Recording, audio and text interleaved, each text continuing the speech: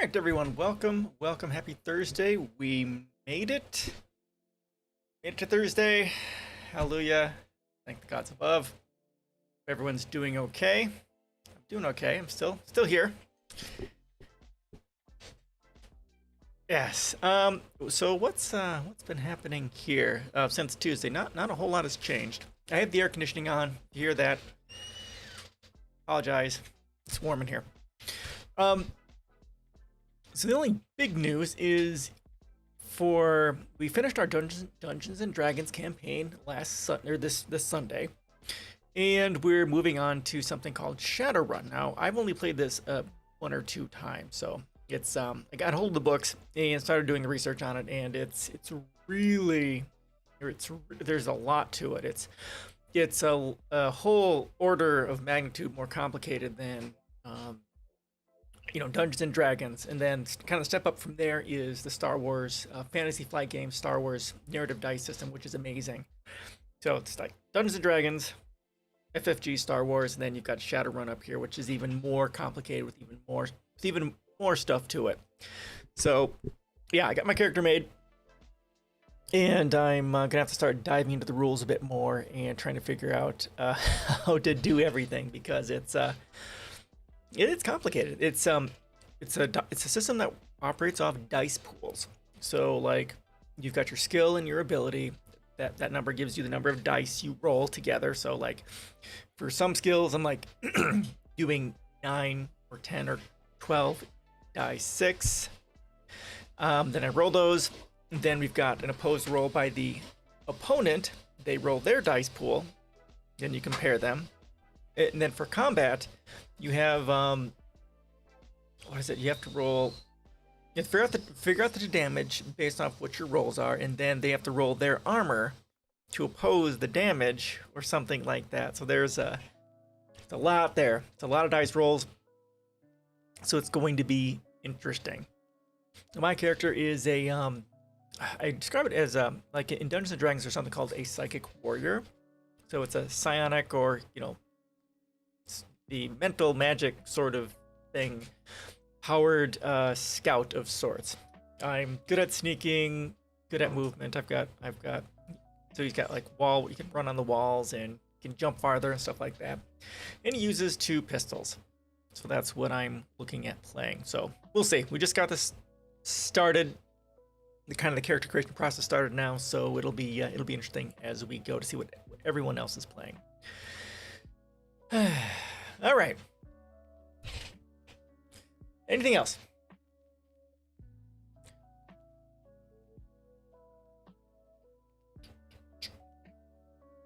And that's pretty much all that's happening with me. Just getting ready for the weekend. Don't have anything planned for the weekend. We're just surviving.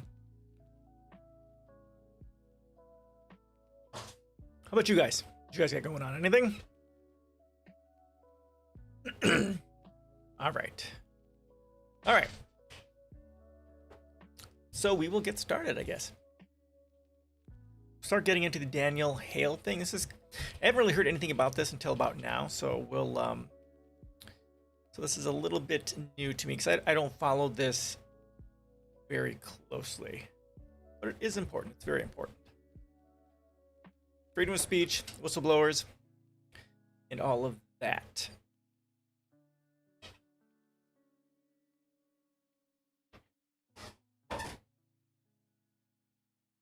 All right. This is from... What is this from? Okay, this is Gizmodo. Your date.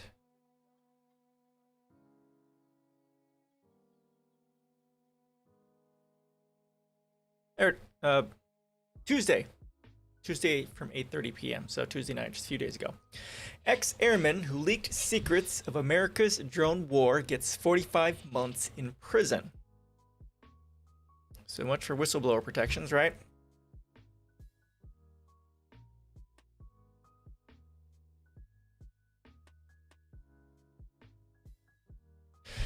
Daniel Hale, 33, formerly worked as an intelligence analyst for the U.S. Air Force, pled guilty in March to retaining and transmitting national defense information. He was sentenced in U.S. District Court in Alexandria, Virginia, by Judge Liam O'Grady on Tuesday.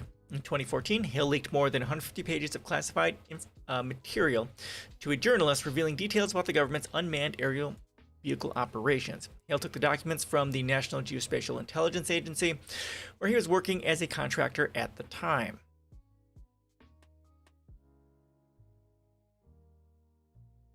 While it has never been officially admitted, Politico reports that details about Hale's activities and the records he leaked make clear that the reporter was Jeremy Scahill of The Intercept.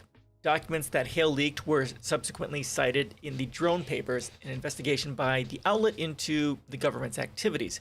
Scahill also wrote a book about drone warfare in which he elaborated on the findings. Hale later said that guilt over his own participation in drone strikes overseas had compelled him to come forward with this information. Charging Hale under the Espionage Act, federal prosecutors had previously sought a maximum punishment for him, which would have netted him 11 years behind bars. Politico writes that Hale appeared choked up through parts of Tuesday's judicial proceedings, but showed no remorse about his disclosure. Instead, he expressed regret about having played a part in America's drone program. I'm here because I stole something that was never mine to take. Precious human life. For that, I was compensated and given a medal, Hale said. I couldn't keep living in a world in which people pretended that things weren't happening that were. Please, Your Honor, forgive me for taking papers instead of human lives.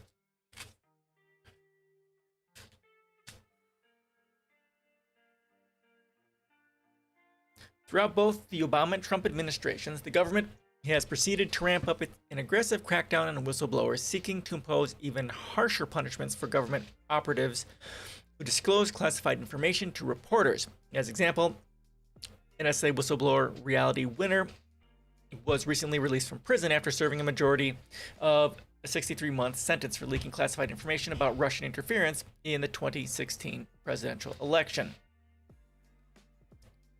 All right, there you go. So much for freedom of the press and whistleblower protections. Good stuff. Yes, the U.S.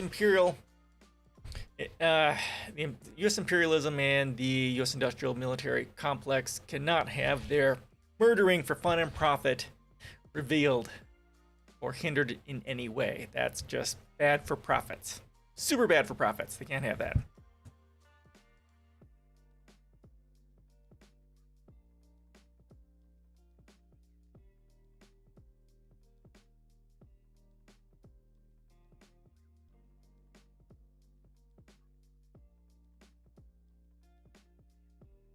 All right, this is from Caitlin Johnstone.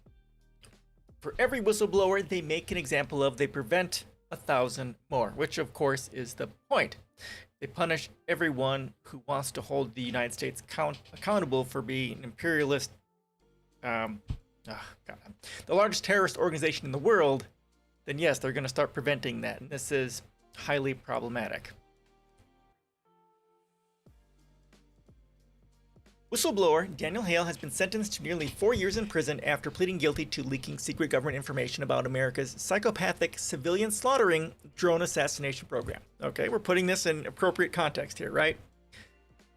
The sentence was much harsher than Hale's defense requested, but not nearly as harsh as U.S. prosecutors pushed for, arguing that longer prison sentences are necessary for deterring whistleblowing in the U.S. intelligence cartel. The dissenter's Kevin Gostola reports, despite the fact that Hale pled guilty on March 31st to one of the 5 Espionage Act offenses he faced, prosecutors remain spiteful and unwilling to support anything less than a significant sentence to deter government employees or contractors from using positions in the intelligence community for self-aggrandizement. This isn't fucking for self-aggrandizement, you fucking troll. Fuck this dude. In other words, if you tell the public the truth about your government's crimes, you'll be made an example of so nobody else tries to do that. And then for the brave and selfless act, you'll be smeared as doing it for self-aggrandizement. Daniel Hale receives 45-month... Okay. Blah, blah, blah. Okay. The U.S. government makes no secret of the fact that it uses draconian prison sentencing to keep people from reporting the truth about its murderous behavior. It's the same as the way kings would torture dissidents in town square to show everyone what happens when you speak ill of your ruler, just dressed up in 21st century language about, quote, national security. A claim that is itself nonsense because, as Julian Assange said, the overwhelming majority of information is classified to protect political security, not national security. The idea is that for every whistleblower you flog in the town square with harsh prison sentences, you deter 1,000 other government insiders from ever picking up the whistle themselves. They're not punishing anyone for endangering, quote, national security, or even necessarily for damaging or inconveniencing them in any real way. Reality Winner's leaks were of no particular significance, yet she got more than 5 years just to make an example of her.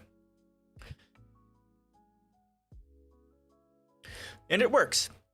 Of course it works. If you witnessed your government doing something horrific, and you've got kids, or if you're in love, or if you've got a loved one who needs care, or if you just really don't want to go to prison, then you're probably going to look at these whistleblowers being robbed of years of their lives and decide you can find a way to live with the psychological discomfort of knowing what you know without saying anything.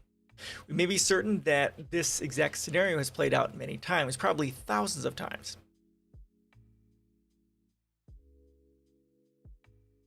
Whether it was, as I had seen, an Afghan farmer blown in half, yet miraculously, consciously, and pointlessly trying to scoop his insides off the ground, or an American, both serve to justify the easy flow of capital at the cost of blood, theirs and ours. It's a quote by Daniel Hale. It's horrible. Think about what this means for a minute. This means that what we know about malfeasance in so-called free democracies like the United States is necessarily just the tiniest tip of the iceberg compared to what we do not know. Because for every bit of information that leaks out, there are orders of magnitude more which remain secret. They remain secret because, like any gang member, government insiders know what happens to those who talk. Some people have no idea what their government is really up to, yet they're expected to make informed decisions about who they want to vote for to run it, and about whether or not they consent to this government in the first place. Militaries understand that you need intelligence before you can act efficaciously. You need to be able to look before you leap to see and know what you're dealing with, so you can take action with which accords with reality. Truth is hidden and obscured from us precisely for this reason, because knowledge is power, and they want all that power. Yeah, and that's exactly right. That's part of why, in the long term they attack our education systems, because an educated populace is required for democracy, and they don't want an educated populace definitely not knowing what the government, the terrorist organization that is the U.S. government. We don't want the people knowing what they're doing so that they can't fight back against it, because that would hurt corporate profit on an extreme level. Keeping people stupid and worried and ill-informed is the most important thing to maintaining that power. That's what Julian Assange was going for when he founded WikiLeaks, a tool to help the people see and know what's going on in the world so we can act in an informed way. That's also why he's in prison. The amount of power one is given should have a directly inverse relationship with the amount of secrecy they are allowed to have. Power with secrecy is illegitimate. If you've got power over people and you don't get to keep secrets from them, that is not a valid thing for any power structure to do. So this is a tweet from Caitlin. Be government, do evil things, make it illegal to report those evil things, sentence anyone who does report those evil things to draconian prison sentences as a deterrent, keep the public from knowing what you're doing, force them to guess, label this guessing conspiracy theory, censor them. The U.S. government imprisons journalists and whistleblowers for telling the truth about its murderous behavior. All U.S. government statements about authoritarianism in other nations are invalidated by its treatment of whistleblowers and journalists. They do evil things, they make it illegal to report those evil things to the public. They sentence anyone who does to draconian prison sentences to deter all other potential whistleblowers. And then when the public starts guessing what they're up to behind those veils of secrecy, they are branded conspiracy theorists and banned from internet platforms.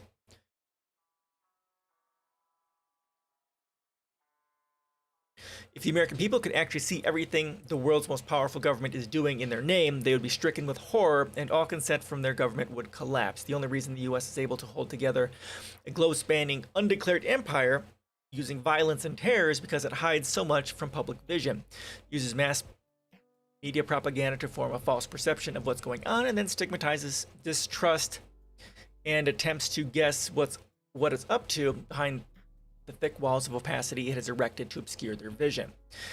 This is illegitimate. The entire US government is illegitimate, and so is every government that's aligned with it and engaging in similar practices, like Australia and the United Kingdom.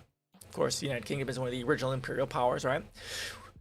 We should unlearn all the tolerance for these systems of rule, which this giant global power structure has indoctrinated into our minds. There you go. Good stuff there. Good stuff.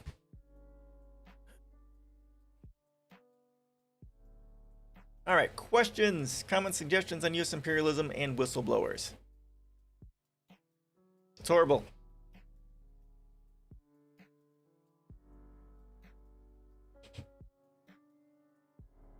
People, they should be, I don't know what, there's a specific law there for whistleblowers. I don't know what it is or why. I mean, obviously the US government is going to fight using whistleblower protections on whistleblowers for, you know, what we went over here. But how was the defense not using whistleblower protections for any of this? I mean, anyone who is a quote whistleblower is automatically going to be taking stuff from the government and leaking it to the public. So which would, you know, fall under espionage or whatever.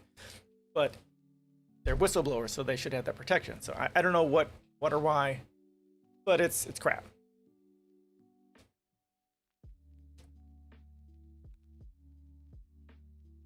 The people need to know. All right, now we're on to some coronavirus stuff. Super exciting. And Alex, man, how you doing? Here's your favorite whistleblower. How you doing today? It's been a while. How's your lack of air conditioning treating you? Hope you're doing okay.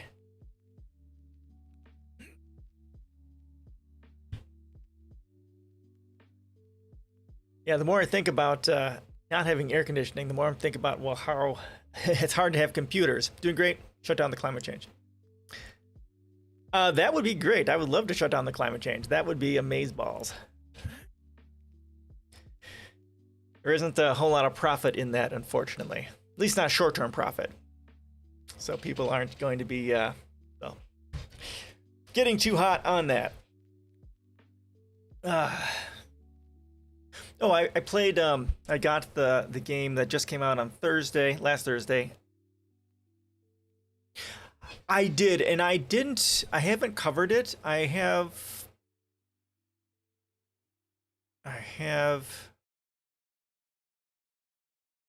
one link here talking about, if you have a good link on it, throw it in here. I have one on Berlin. This does mention the Netherlands, I think. Right. Yeah, it does mention it in here. How close were you to that? Are you okay? And this is just gonna get worse and worse with the climate change and everything. There's flooding. This is all due to torrential rains that just fell. What does it say? It's like amount of rain that fell was equal to what they have in a year or something like that. I don't know if this isn't the one that probably talks about that.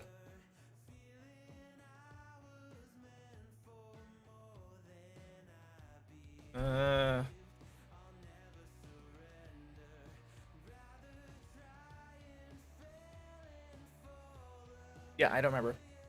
There was just an incredible amount of rain in all at once. I'm doing good. I used to live 7 meters. Oh, good call. Very good call. I'm glad you're doing okay, because this is horrific. Again, this is why in my policies that I say that all the countries have to go through and do an analysis of the potential effects of what climate change is going to do and start realigning the entire infrastructure so that either all of this here can deal with it, or you need to make this stuff resilient for that, or you need to build brand new communities from the ground up to make sure everyone is safe. But our sea dikes are the most successful. Yeah, you guys, you guys, like Sweden, Finland, Netherlands, you guys are really advanced in that sort of a thing, and that is awesome. And you're also, yeah, that was just rain. That's just the beginning. And I don't know which countries do this, but you guys have flood areas to help take care of when the sea level rises, and you're using that to your advantage for like activities and boating and stuff like that. That's really, it's very much the way we should be approaching things. And well, our country sure isn't doing that because, why would we do anything responsible? Yeah, gruesome stuff. This one says 6 people have died. This is from last week, right? Yeah, a little over 10 days ago. Yeah, we can go over that. We got to get through some of this. Well, let's go and read this now since you're here. All right, let's do this. Let's do this. We'll get to COVID in a little bit. Oops.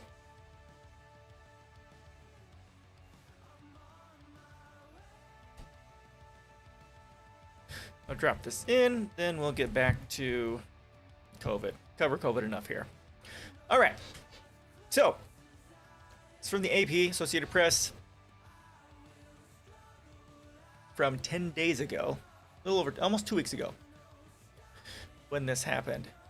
Over 60 dead, dozens missing as severe floods strike Europe.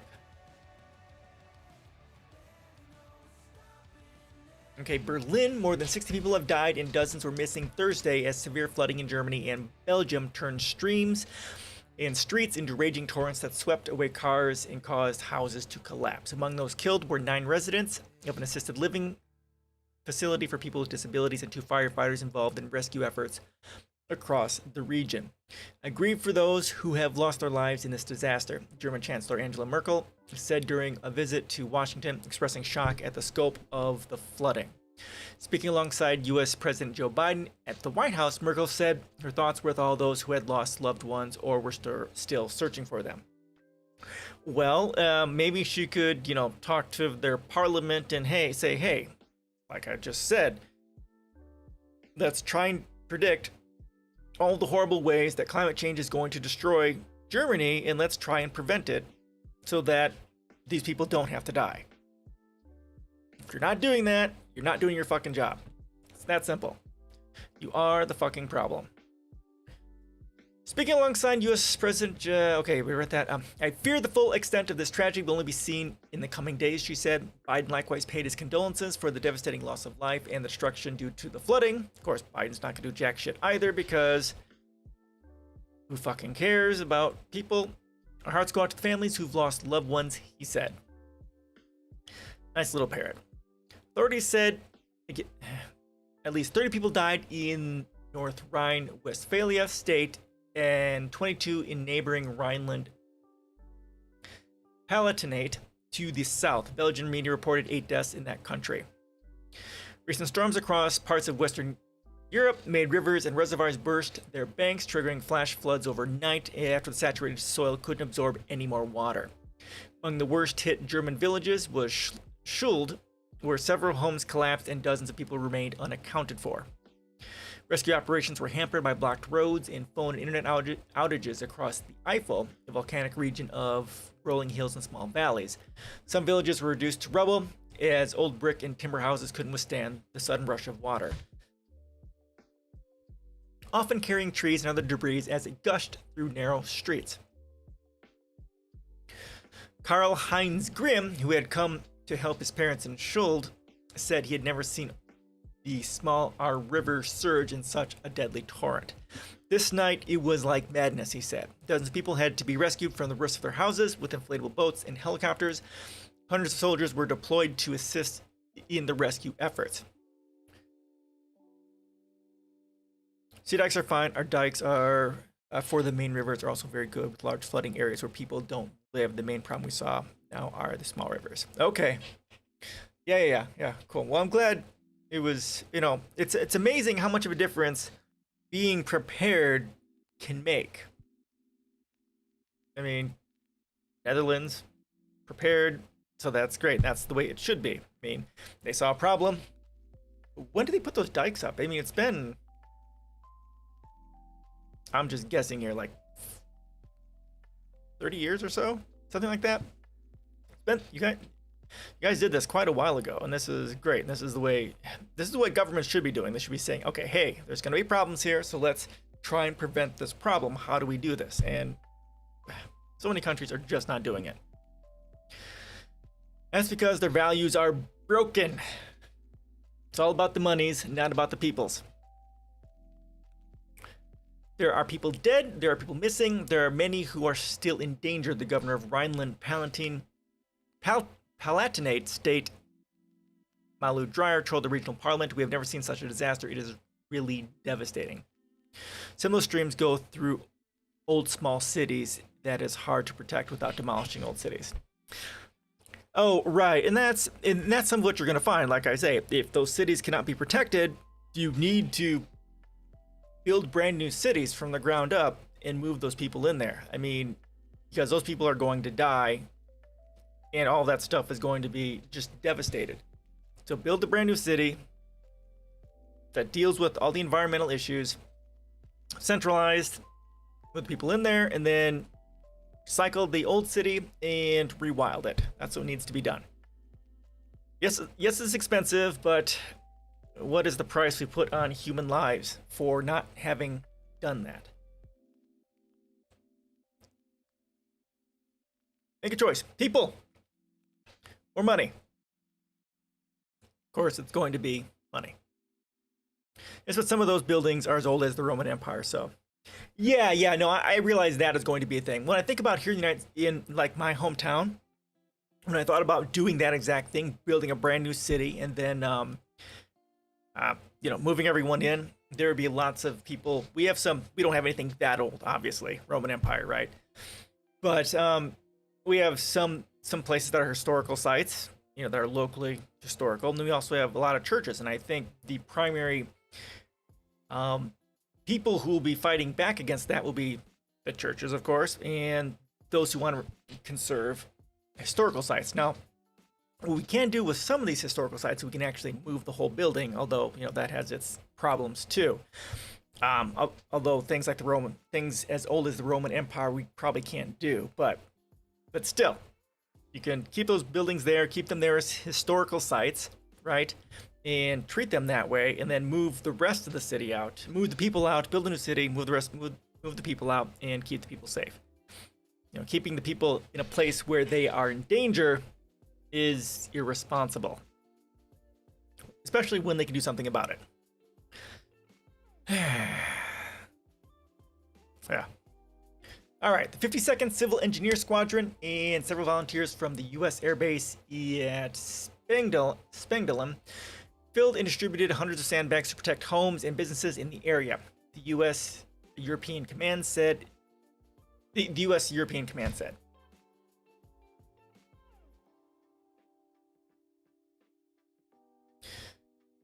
In Belgium, the Vestre River spilled over its banks and sent water churning through the streets of Pepinster near Liège, where a rescue operation by firefighters went wrong when a small boat capsized and 3 elderly people disappeared. Yikes. Okay, cool. Thank you. We'll take a look at that in just a moment. Unfortunately, they were quickly engulfed, the mayor said Mayor Philippe Godin. "I fear they are dead." The Verviers, the prosecutor's office, said several bodies had been found, but could not confirm local media reports that 4 people were killed there. In Liège, city of 200,000, the Meuse River overflowed its banks Thursday and the mayor asked people living nearby to move to higher ground.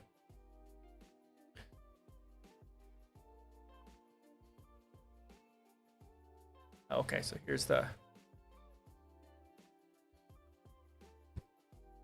Oh, yeah, so those are the buildings. Yeah. Oh yeah, so this stuff will definitely stay there, but the actual, infrastructure, well, people and buildings need to be torn down, and whole new city needs to be built, and people moved in there so that they don't die. But yeah, this old stuff will definitely have to stay there. Yeah, it's historical. Oh yeah, look at that.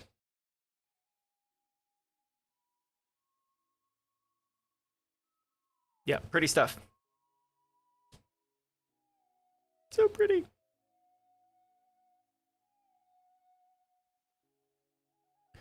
EU Commission President Ursula von der Leyen pledged to help, and Pope Francis sent condolences, with his offices saying the pontiff was praying for those injured and missing, as well as those who have lost their livelihoods, and not condemning God. Okay. The full extent of the damage was still unclear, with many villages cut off by floods and landslides that made roads impassable.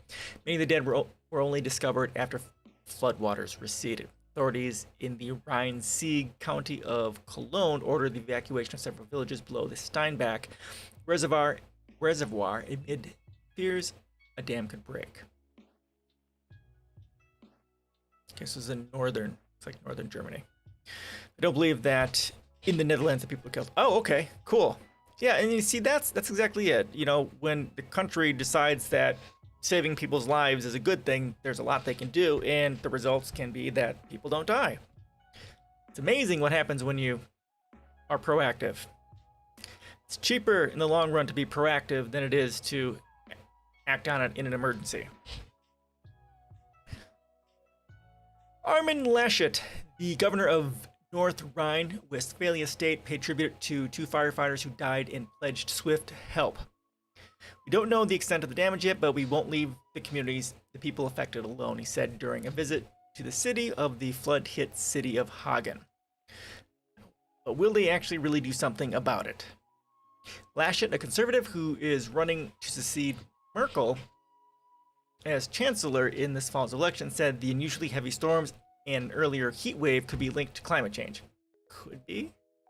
He's conservative, so I suppose that's saying. Just the fact that he's using the word could is a big step. Political opponents have criticized Laschet, the son of a miner, for supporting the region's coal industry and hampering the expansion of wind power during his tenure. Okay, fair. Last couple of years, we made great progress with the big rivers. Now they are working for smaller streams. Oh, okay, cool. Yeah, that's awesome. That is definitely awesome. That's what the world should be doing. Stefan Ramstorff, a professor of ocean physics at the Potsdam Institute for Climate Impact Research, said it was unclear whether the extreme rainfall seen in Germany was a direct result of planetary warming. Of course it was. But one can state that such events are becoming more frequent due to global warming, he told the Associated Press, noting that warmer air can absorb more water vapor that eventually falls as rain. Yep, that's true. The increase in heavy rain and decreases in days with weak rain is now also clearly seen in observational data, especially in the mid-northern latitudes, which includes Germany, Ramstorff said. The weakening of the summer circulation of the atmosphere, causing longer-lasting weather patterns such as heat waves or continuous rain, might also play a role, he added. Rainfall eased later Thursday across Germany, although the water levels on the Moselle and Rhine rivers were expected to continue rising. In the Netherlands, King Willem Alexander and Queen Maxima visited the die-hard Dutch town of Valkenburg on Thursday evening to support residents and emergency services. Flooding turned the main street into a torrent of brown water, inundating homes and businesses. The Dutch government sent about 70 troops to the southern province of Limburg late Wednesday to help with evacuations and filling sandbags. Thousands of people in the city of Maastricht and villages along the Maas River were ordered to evacuate Thursday evening amid threats of flooding, and centers were set up to house them. The Maas is the Dutch name for the Meuse River. In northeast France, heavy rains flooded vegetable fields, many homes, and a World War I museum in Romagna-sur-Montfaucon. The Aire River rose to its highest level in 30 years in some areas, according to the Les Republican newspaper. The equivalent of 2 months of rain, there we go. Not a year. The equivalent of 2 months of rain has fallen over 2 days. That's what it was, according to the French National Weather Service, with flood warnings issued for 10 regions. No injuries or deaths have been reported, but forecasters warned of mudslides and more rain Friday. All right, so it was 2 months of rain in over 2 days. That's what it is. Which is that is a crap load of rain. All right, there we go.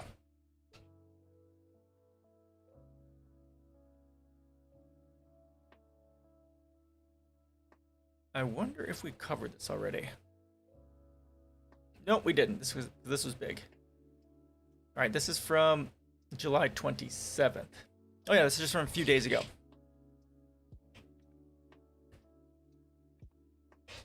Ooh. All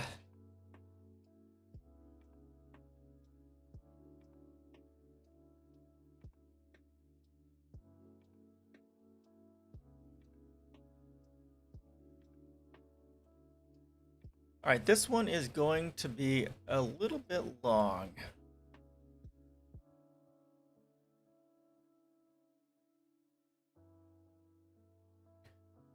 All right, talking about the Delta variant of COVID. That's not too bad. All right. 5 things to know about the Delta variant. As the new strain spreads, experts are taking it seriously.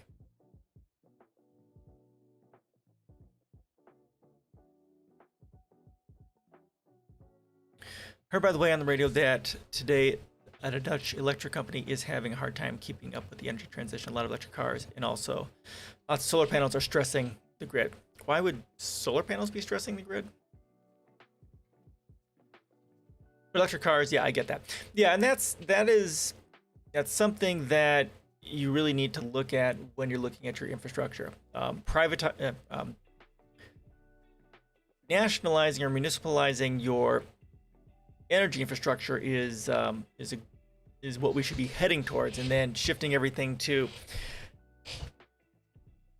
sustainable energy and that sort of thing is definitely what we need to do.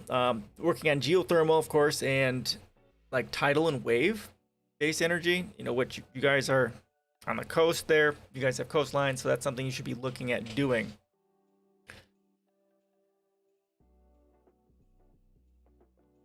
Need to add more infrastructure as well. Because the electricity from the solar panels are sent back to the grid if it's too much. Right, but why would they?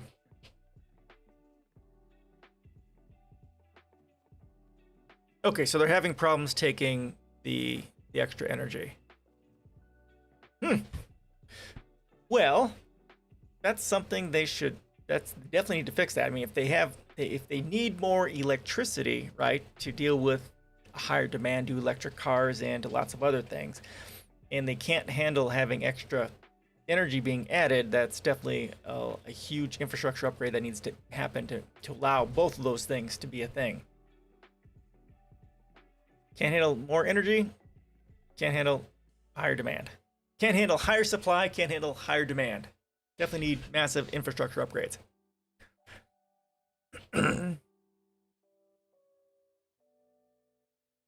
Yeah.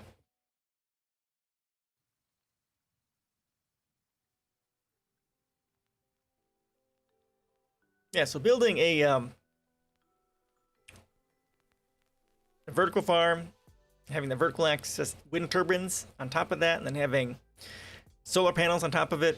You have like a full acre building with electricity and farming put in there.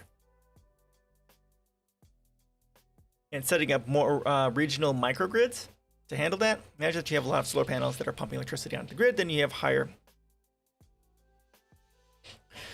Right, yeah, but the electric, there might not be enough like cables there to handle all of that. I think that's the primary problem of not being able to handle the additional energy from solar panels. Oh, then you have to have, yeah, right, okay, exactly, you're exactly right, exactly right. I can't read, exactly right. Yeah, so that's pretty much an infrastructure upgrade that they have to deal with. And having, if the cables don't have enough capacity. Exactly. Yeah, that's exactly what I was saying. And again, having smaller localized microgrids would be a way to handle that as well, so that you can utilize some of that more localized sustainable energy stored in batteries or whatever to deal with the local electrical grids, electrical usage, instead of sending it farther. Yep. Yep. That's a lot more jobs, a lot more work that needs to be done to do that. It needs to be done. As we get further into climate change, we're going to need more sustainable energy. We're going to need more, because there's going to be more air conditioning. Those are often trained professionals. Yep, definitely. But it's a job that definitely needs to be done, and people want to work, so that's definitely a good way to go. Yeah, basically start throwing money at the sustainable energy industry for the installation of sustainable energy, for the wiring and the cabling, and put out the grants for microgrids to help do that, as well as put out grants for batteries for storage and that sort of a thing too. And of course for geothermal and the tidal and wave as well.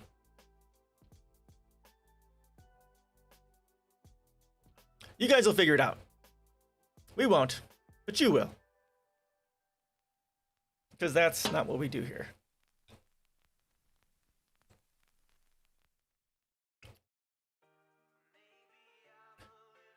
That is why the electricity company is sending a warning. Okay, cool.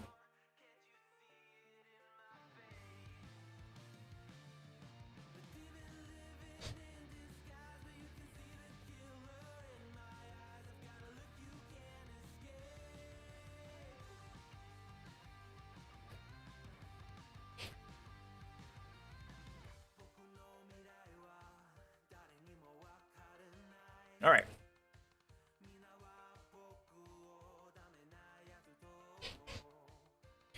For the first time in more than a year, it's up to politicians to invest in certain areas. Yeah, exactly right. And you guys have been doing a good job at not sucking as a country, so hopefully your people will definitely embrace that, because that's what needs to be done. Need the infrastructure. If you don't have it, you're gonna have problems. And it costs money and time to get it done. So when you get it done, the better off people are gonna be. For the first time in more than a year, we're feeling some hope, or at least cautious optimism. I don't know who's feeling that. That the pandemic could recede to the background, but experts want us to know that there is still a concern that new mutations of the virus could bring it back, and it might be even stronger. It is. A major concern right now is Delta, a highly contagious SARS-CoV-2 virus strain, which was first identified in India in December. It then swept rapidly through that country and Great Britain as well. The first Delta case in the United States was diagnosed in March, and it is now the dominant strain in the United States. Incy Yildirim, MD, PhD, a Yale Medicine pediatric infectious disease specialist and a vaccinologist, isn't surprised by what's happening. All viruses evolve over time and undergo changes as they spread and replicate, she says. Yep. One thing that is unique about Delta is how quickly it is spreading, says F. Perry Wilson, MD, a Yale Medicine epidemiologist. Around the world, he says, Delta will certainly accelerate the pandemic. From what we know so far, people who are fully vaccinated against coronavirus appear to have protection against Delta, but anyone who is unvaccinated and not practicing preventive strategies is at risk for infection by the new variant, the doctors say. Here are 5 things you need to know about the Delta variant. Now, yeah, I guess from what I've seen in statistics, most of the people that are infected with Delta are unvaccinated, and there are a small amount of people who are vaccinated who are at least being hospitalized, that it's severe enough to do that. So it's, vaccines are not magic. There's only so much they can do, especially against a strain of a virus that is this powerful. Delta is more contagious than the other virus strains. And one thing we've seen is it's like 225% more infectious, and the viral load is like 1,000 times what the standard strain is. It's pretty intense. Delta is the name for B.1.6172 variant, a SARS-CoV-2 mutation that originally surfaced in India. The first Delta case was identified in December 2020, and the strain spread rapidly, soon becoming the dominant strain of the virus in both India and then Great Britain. By the end of July, Delta was the cause of more than 80% of new U.S. COVID-19 cases, according to Centers for Disease Control and Prevention estimates. It's really huge. We have national gas grid. Every home in the Netherlands is connected to a grid of gas power lines that provide heat in the winter, and some for cooking. So all that needs to be changed into electricity. Most of it should be ready 2030. That is also the year that no fuel cars are allowed to be sold. Oh, okay. Okay. Yeah, going from gas to electricity, that is going to be huge. Massive change. Massive change. All the fuel cars need to be by 2050. Okay, well that's pretty good. I mean, not selling any more cars by gas-powered cars by 2030 is a good way to go. And you guys are so far ahead. God, I wish I could move. Yeah, 20-year lifespan. Last one sold in 2030. Yeah, pretty much the only cars that should be left by 2050 will be cars that are collector's items. Cool. Very cool. I'm so jealous. So jealous. The World Health Organization has called this version of the virus the fastest and fittest. CDC labeled Delta as a variant of concern, using a designation also given to the Alpha strain that first appeared in Great Britain, the Beta strain that first surfaced in South Africa, and the Gamma strain identified in Brazil. The new naming conventions for the variants were established by the World Health Organization as an alternative to numerical names. It's actually quite dramatic how the growth rate will change, says Dr. Wilson, commenting on Delta's spread in the U.S. in June. Delta was spreading 50% faster than Alpha, which was 50% more contagious than the original strain of SARS-CoV-2, he said. In a completely unmitigated environment where no one is vaccinated or wearing masks, it's estimated that the average person infected with the original coronavirus strain will infect 2.5 other people. Dr. Wilson says in the same environment, Delta would spread from one person to maybe 3.5 to 4 other people. Okay, so by these numbers, yeah, it's not quite twice as infectious, because that would be 5, so about 80% more infectious. Because of the math, it grows exponentially and more quickly, he says. So what seems like a fairly modest rate of infectivity can cause a virus to dominate very quickly. I believe that major car manufacturer said that they do no longer bring out fuel cars after. Oh, okay. Well, that makes sense. That's cool. That's very cool. And hopefully that with what they're doing, hopefully some of the other car companies will like, hey, and they'll start shifting all their cars to electric. I know some countries have said they're going to start going to all electric, but there aren't enough of them doing that. Yep, 3 to 4 years. Yep. Yeah, it takes like, a few years just to get a whole new car. Yeah, it was like, was it? Yeah, Audi and there was a commercial. There's one other country, it was Audi and some other country company said that they were doing that too.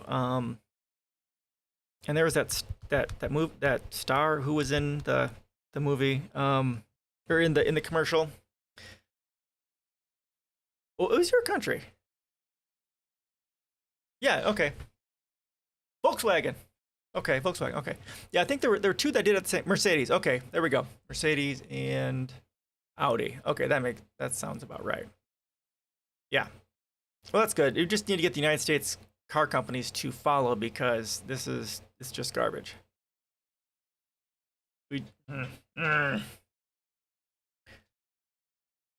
Yes, definitely need to stop selling gas cars.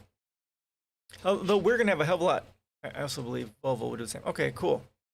Yeah, European manufacturers are doing it because Europe takes this much more seriously than we do here in the United States. So they got to start following the European standards. United States, though, our companies, they don't care. Why should we care?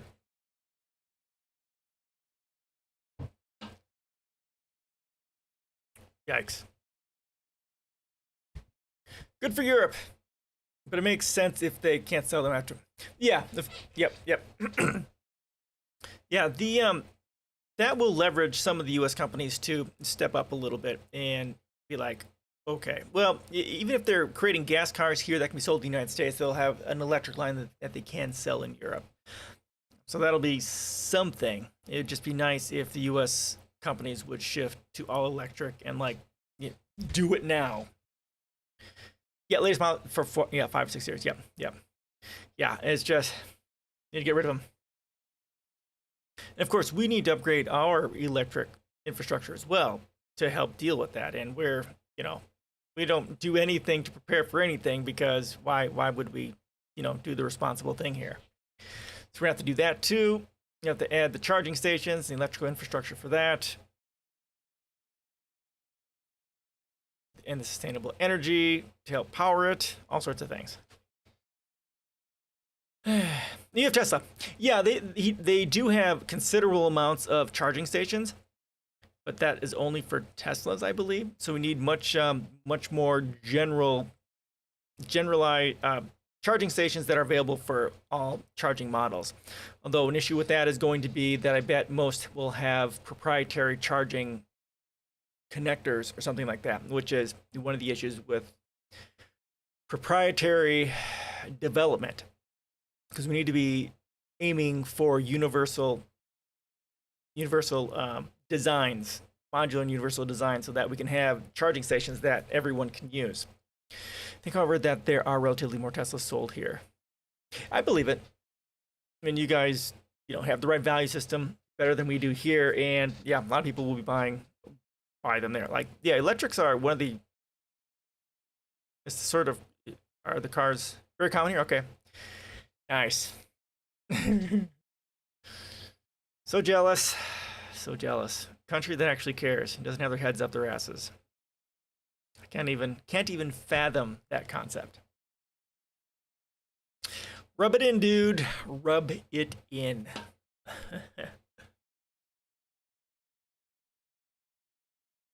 Wow. Unvaccinated people are at risk. And I just watched a video on this a little bit. At least vaccines is saying that people who are relatively expensive, yeah, they are. So some of the more expensive ones are like 50 grand, right? Like 30 to 50 grand. He is working on getting a model out that's going to sell for under 20, but I don't think that's out quite yet. Though he's been talking about it. I think like 16 to 20,000 is what he's looking for. And I think the big thing that's keeping that from being a thing is the battery issue, getting the battery costs down. That's something that they're working on.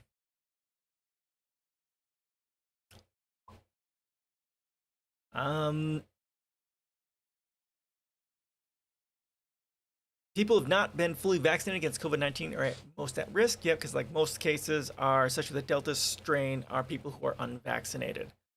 Oh yeah, and that people who are who have had COVID already, it doesn't provide as much. It provides significantly less protection than actually being vaccinated properly. And it gives you something, but it's not enough to help prevent the worst problems. The bond price, 60 grand? Oh my god. 75,000? Jesus Christ. That's insane, dude. Insane in the membrane. Wow. That's the bottom? Shit in a box. How does anyone afford them? My god, that's... Yikes. Yikes. Yeah, here I think like 30,000 is for the Model 3. For the bottom price for the Model 3 here for cars are way higher. Probably because of the VAT. Yeah, 40,000 for. Okay, so it's 40,000 for the Model 3 for us. Model S is okay. Model S is 70. Model X is 80. Jesus Christ, I didn't think they were that expensive. Yikes. Let's take a look at this. That's just insane. My car is 70,000. In the US, it's roughly 40,000. Okay. That's a huge markup, though.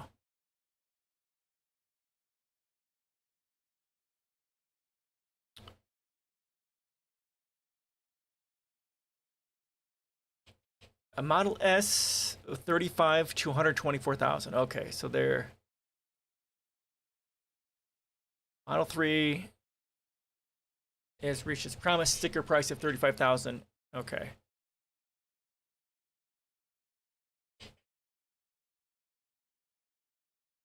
It's the carbon taxes? Oh, interesting. Go away. So 35 to almost 60 for the Model 3. The S is, wow, 85,000? Holy crap.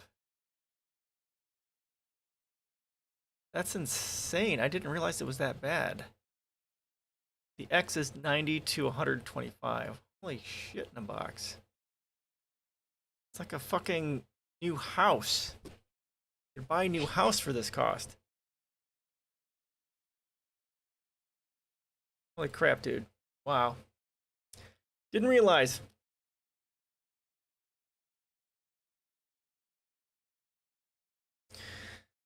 In the US, there is a disproportionate number of unvaccinated people in southern and Appalachian states, including Alabama, Arkansas, Georgia, Mississippi, Missouri, and West Virginia, where vaccination rates are low. Some of these states, the number of cases is on the rise, even as some other states are lifting restrictions because they're idiots, because some of their cases are going down. It just drives me nuts. Kids and young people are a concern as well. A recent study from the United Kingdom showed that children and adults under 50 were 2.5 times more likely to become infected with Delta. Okay, yeah, 250%. Says Dr. Yildirim, and so far no vaccine has been approved for children 5 to 12 in the U.S., although the U.S. and a number of other countries have either authorized vaccines for adolescents and the young children or are considering it. Pfizer was recently... The average house here costs 500,000 euro. Oh my god. Yikes. That's insane. Like here in my town, it's, well, 120, 150. There's some that are like $250,000, right? I mean, that's kind of the average range here. That's insane. Insanely expensive. And so far, no vaccine has been... Okay, yeah. So I think Pfizer is approved for 5 to 12 at least. Or actually, no, it was seeking approval. That's what I heard. It was seeking approval. As older age groups get vaccinated, those who are younger and unvaccinated will be at higher risk of getting COVID-19 with any variant, says Yildirim. But Delta seems to be impacting younger age groups more than previous variants. Delta could lead to hyper-local outbreaks. God, read what's there. Yes, because it is significantly more infectious and it has a much higher viral load, like 1,000 times what the original variant did. Most definitely, it's gonna explode. Delta continues to move fast enough to accelerate the pandemic. Dr. Wilson says the biggest question will be about transmissibility. How many people will get Delta variant and how fast will it spread?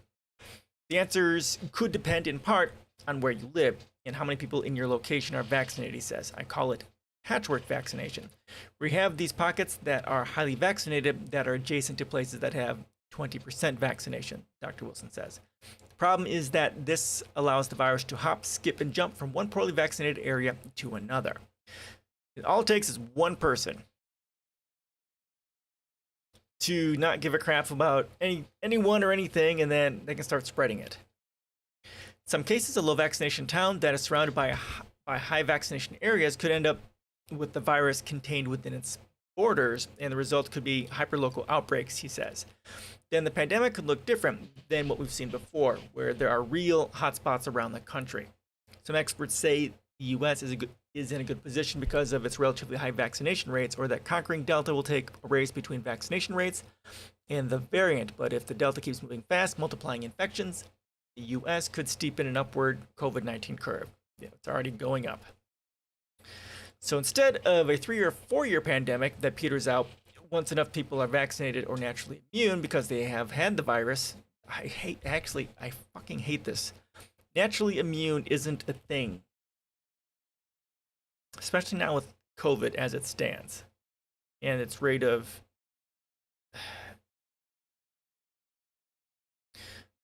mutation. No one is immune. You can still get it, and you can still be asymptomatic, but you can still get it and possibly get other people sick. Are naturally immune because they have had the virus. An uptick in cases would be compressed into a shorter period of time. And then, yeah, like I said earlier, even if you've had the virus, if you have not been vaccinated, the amount of protection that just having the virus is really small. It is like significantly less than actually having been vaccinated. That sounds almost like a good thing, Dr. Wilson says. It's not. Too many people are infected at once in a particular area. The local healthcare system will become overwhelmed and more people will die, he says. Well, that might be less likely to happen in the US. It will be the case in other parts of the world, he adds. That's something we have to worry about a lot. There's still more to learn about Delta, number 4. One important question, I think they mean that those people don't get big symptoms. Yeah, I know. That is what they mean, that people are asymptomatic, right? I get that, but it's just when you're using this with the general public, when they say immune, people think that it's like there's a magical field around you where you can't get it. It's misleading. You're not, quote, immune. You can get it, and it's possible you might be able to get someone else sick, especially with something like the Delta variant. We can't say throwing the word immunity around has created a lot of problems that we have in this country and in many other countries too, because you're not, quote, immune. It's not magic. Having your vaccine, having been vaccinated or having been sick before doesn't mean you're magically, the virus can't touch you or can't infect you. It can. It's just the word. Words matter. Words matter.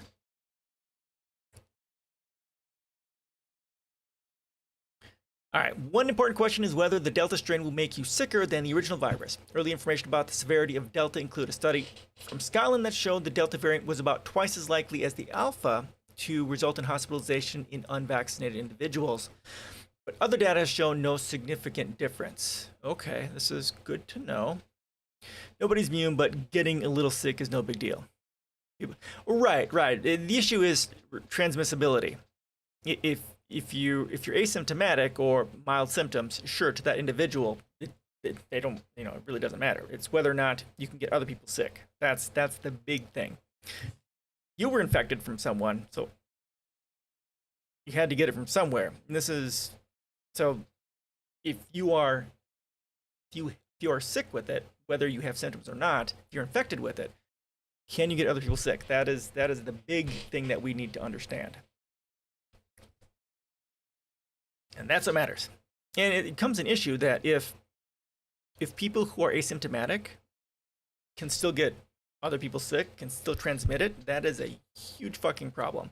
Because it's going to get to people who won't be asymptomatic and will end up being hospitalized. And we're not going to be able to track where it goes. Because, like in this country, we don't have contact tracing and we don't have randomized testing. That's something we really, really need to be able to know, to be able to answer this sort of a question. What is its transmission rate? And can people, how much do people who are vaccinated, do they get sick with the Alpha variant? Now, people who are asymptomatic, they're not going to get tested. We're not going to find them unless we do randomized testing. So we're not really going to have an accurate understanding of how transmissible or not any given variant is because we don't have randomized testing.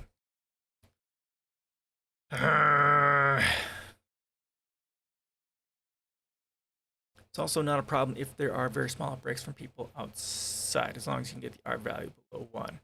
Oh, right. And that's the question we have to understand. How transmissible is it by people who have it? That's the important thing we need to know. If people are vaccinated and they still get sick, that's a problem. But if they can retransmit it, that's even bigger problem. That's the number, like you're talking about there, the below 1. That's what we need to know. How transmissible is it with people who are vaccinated? And once we know that, then the conversation that I have on this channel is going to be very different, because then it might just be, okay, get vaccinated, and everything's going to be okay. Well, it's not going to be, because Delta's breaking through, but maybe it's just a matter of making sure people are vaccinated, and then we have a period of, doing what we should have done, last year. Lockdown, mask, vaccinate, social distance, do that for a few months, and then we get beyond it. But, we're not going to do that here, because no politicians in this country care. But where that starts is the transmissibility of people who are infected with, the Delta virus, if they're vaccinated. It's the first thing we have to understand. Then we can have a conversation about really, truly getting beyond it. Well, I mean, not in this country, because people are stupid and won't do what it takes. Because you're not the boss of me. My freedom. Okay, all right. Enough bitching. Although another question focuses on how Delta affects the body. There have been reports of symptoms that are different than those associated with the original coronavirus strain. Dr. Yildirim says it seems like a cough and loss of smell are less common, and headache, sore throat, runny nose, and fever are present based on the most recent surveys in the UK. Okay, I'd heard something about this, where more than 90% of the cases are due to the Delta strain. Okay. I believe that if you are 90% plus is vaccinated, the R. Okay. Yeah, well, yeah, I could definitely see that. But this country, it's not going to happen. We're struggling just to get to 50%. Okay, so yeah, the symptoms are different for Delta. Loss of smell and cough are less common. Headache, sore throat, runny nose, and fever are present. Yeah, so it's going to be more like a normal cold for the Delta, it looks like, because it is much more infectious, and the viral load is 1,000 times that of the original strain. Well, if people were infected in the past, then also helps, of course, a little bit. Yeah, and like I talked about, it doesn't help as much as, it probably won't stop Delta. I mean, it's it's better than, of course, not being infected at all, right? But it's not enough to matter, especially with Delta.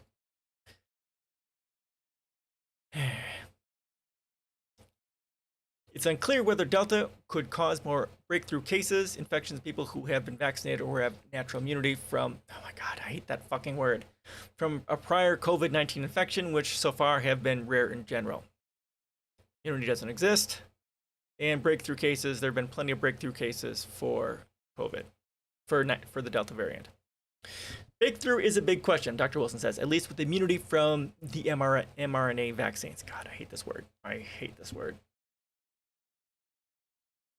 It doesn't look like it will be a problem. A Public Health England analysis in a preprint that has not yet been peer-reviewed showed that at least 2 vaccines are effective against Delta. Pfizer-BioNTech, which is 88% against symptomatic disease and 96% effective against hospitalization from Delta in the studies, while Oxford AstraZeneca, which is not mRNA, was 60% effective against symptomatic disease and 93% effective against hospitalization.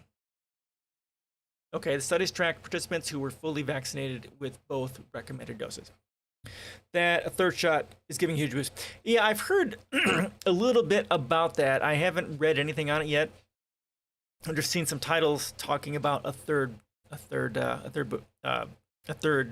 booster shot. If you have a link on it, throw it in here. We can take a look at it. That's what I've been hearing too, that we're probably going to have a booster shot just to keep our immune system up. Hopefully that, well, I don't think we'll be able to do this in this short time, but having one tailored to dealing also with the Delta variant, I think is going to be a big deal, but that's going to be another, it takes at least a year or two, a year or so with the mRNA technology to get that done. Moderna has also reported on studies, not yet peer-reviewed, that showed its vaccine to be effective against Delta and several other mutations. Researchers noted that only a modest reduction in neutralizing titers against Delta when compared to its effectiveness against the original virus. So your risk is significantly lower than someone who has not been vaccinated, and you are safer than you were before you got your vaccines. Well, of course, that's the point of vaccines. And also, what I hear?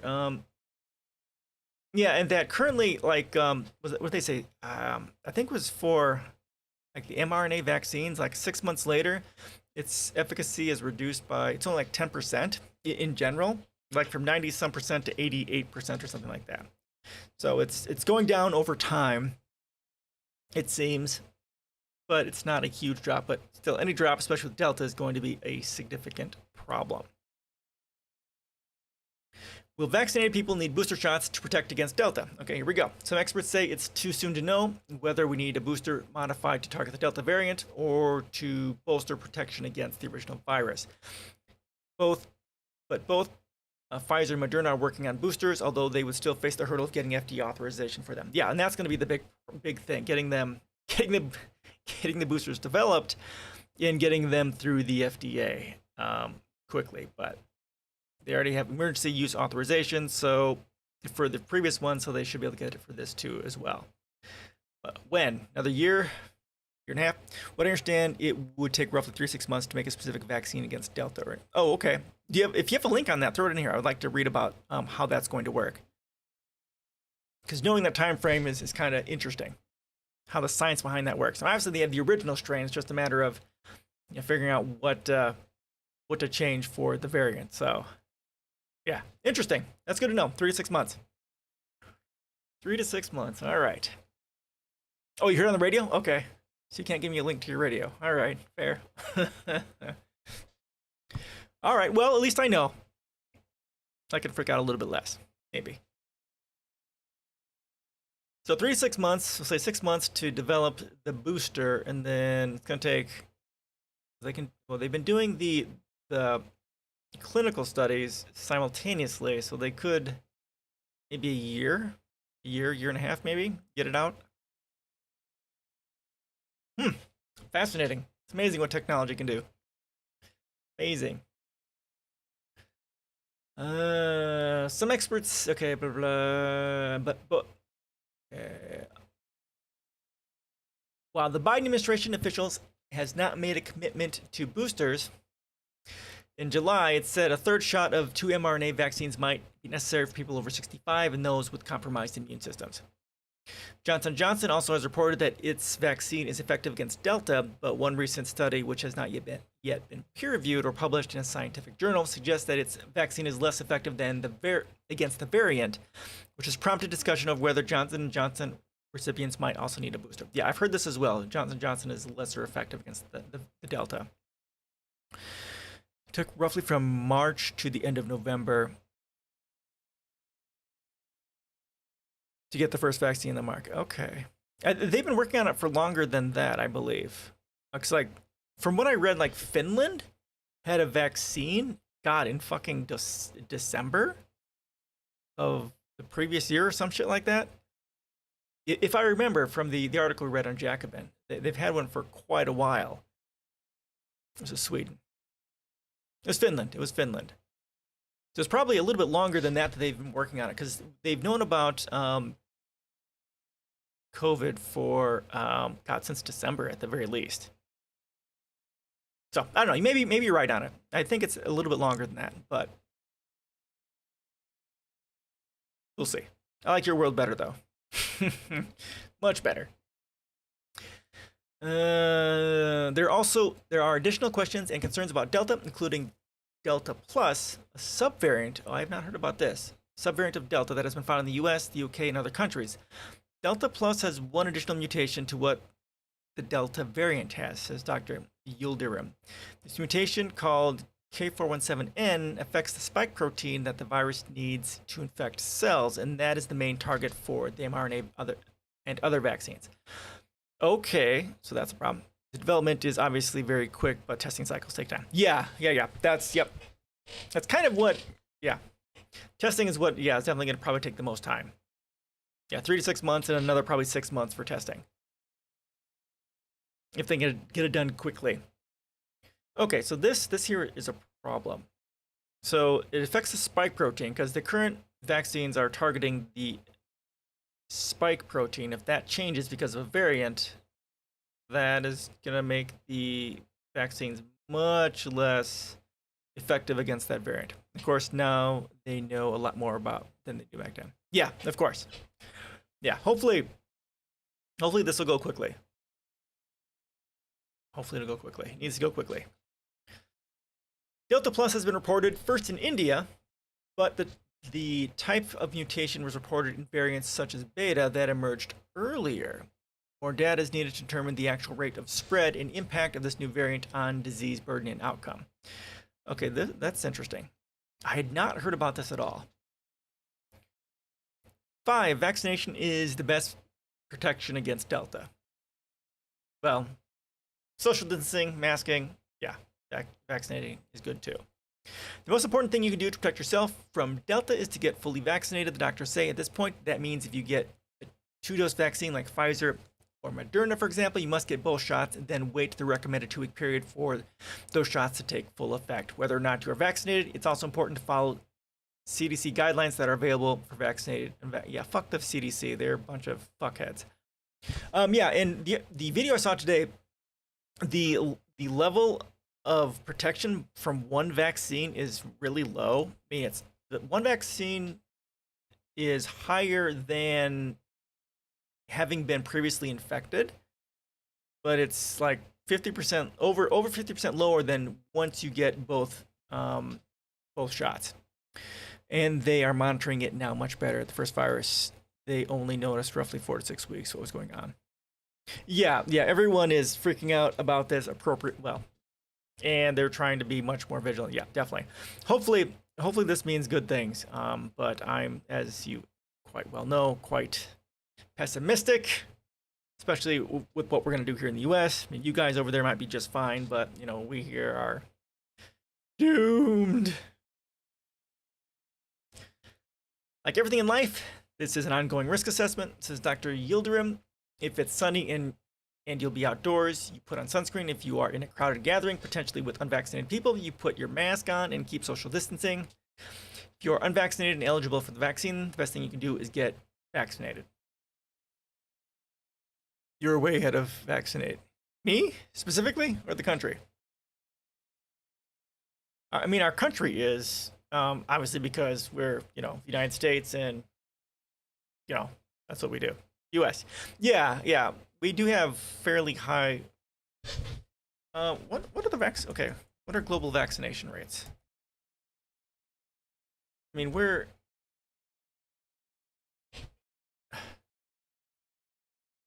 okay, our world in data.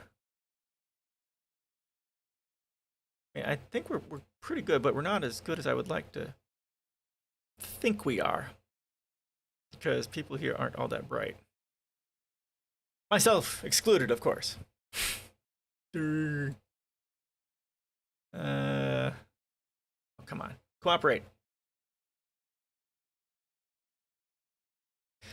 Learn how to use websites.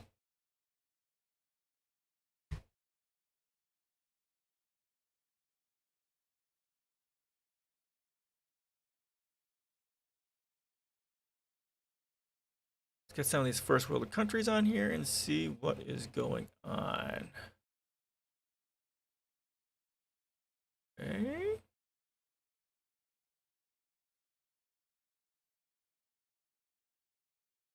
Okay, cool.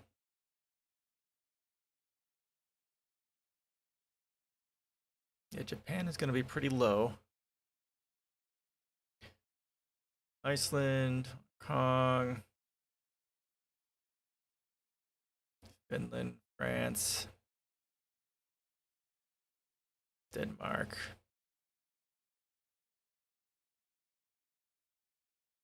Brazil. Belarus. Okay, that's good. All right.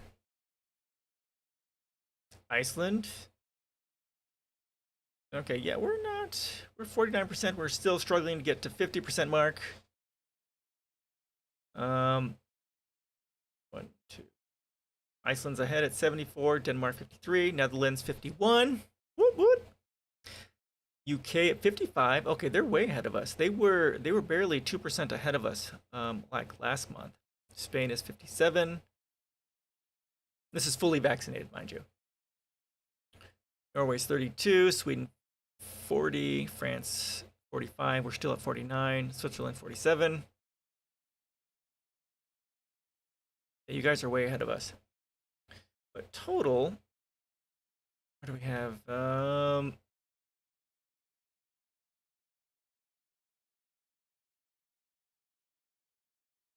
We've had a good start, but we're petering out. I'll go ahead and throw that in here for you.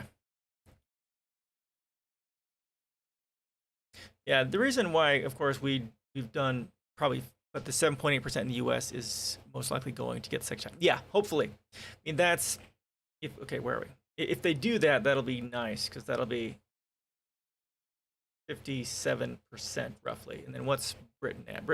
They're at 13%. Yeah, they've got a huge lead on us. As it does pretty much everyone above us. God, Belarus, 9.1%. Yikes. Ugh.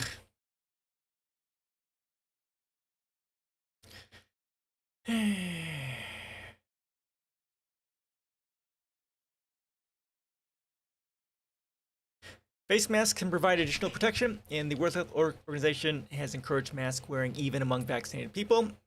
But in the US, the CDC has left that decision to local jurisdictions because they're fucking corporate sellouts, giving in to pressure by the Biden administration to give them a win, even though it's going to cost people their lives. Of course, there are many people who cannot get the vaccine because their doctor has advised them against it for health reasons, or because personal logistics or difficulties have created roadblocks because of, systemic and structural violence inherent in the system. Or they may choose not to get it because, while the Delta variant will be enough to encourage those who can get vaccinated to do so. But will the Delta variant be enough to encourage those who can get vaccinated to do so? No one knows for sure, but it's possible, says Dr. Wilson, who encourages anyone who has questions about vaccination, talk to the family doctor. Okay, so for me, I was going to wait till the vaccines were tested more, but what had me get the vaccine sooner than I was expecting to was the British variant, which was a bit more infectious, and it happened, at least what I heard in the news, was it was much worse for children. So that's why I took the vaccine earlier, and my wife and I are both a bit wary about it. But had I not then, definitely with the rise of Delta, I most assuredly would have, because Delta it's scary.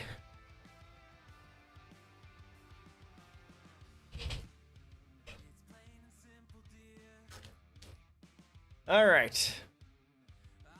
Some more idiocy in this country. Of course, this is the South because that's what they do.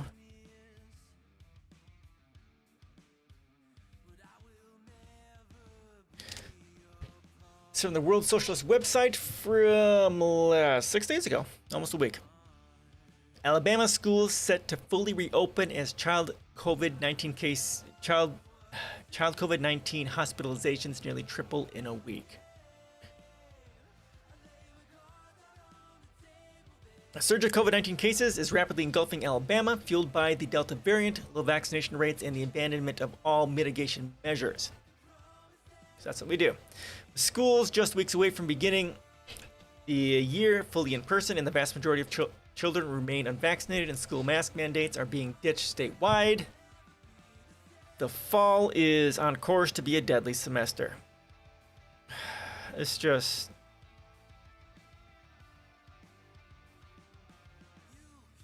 It's saddening. Sacrificing our children because they're stupid.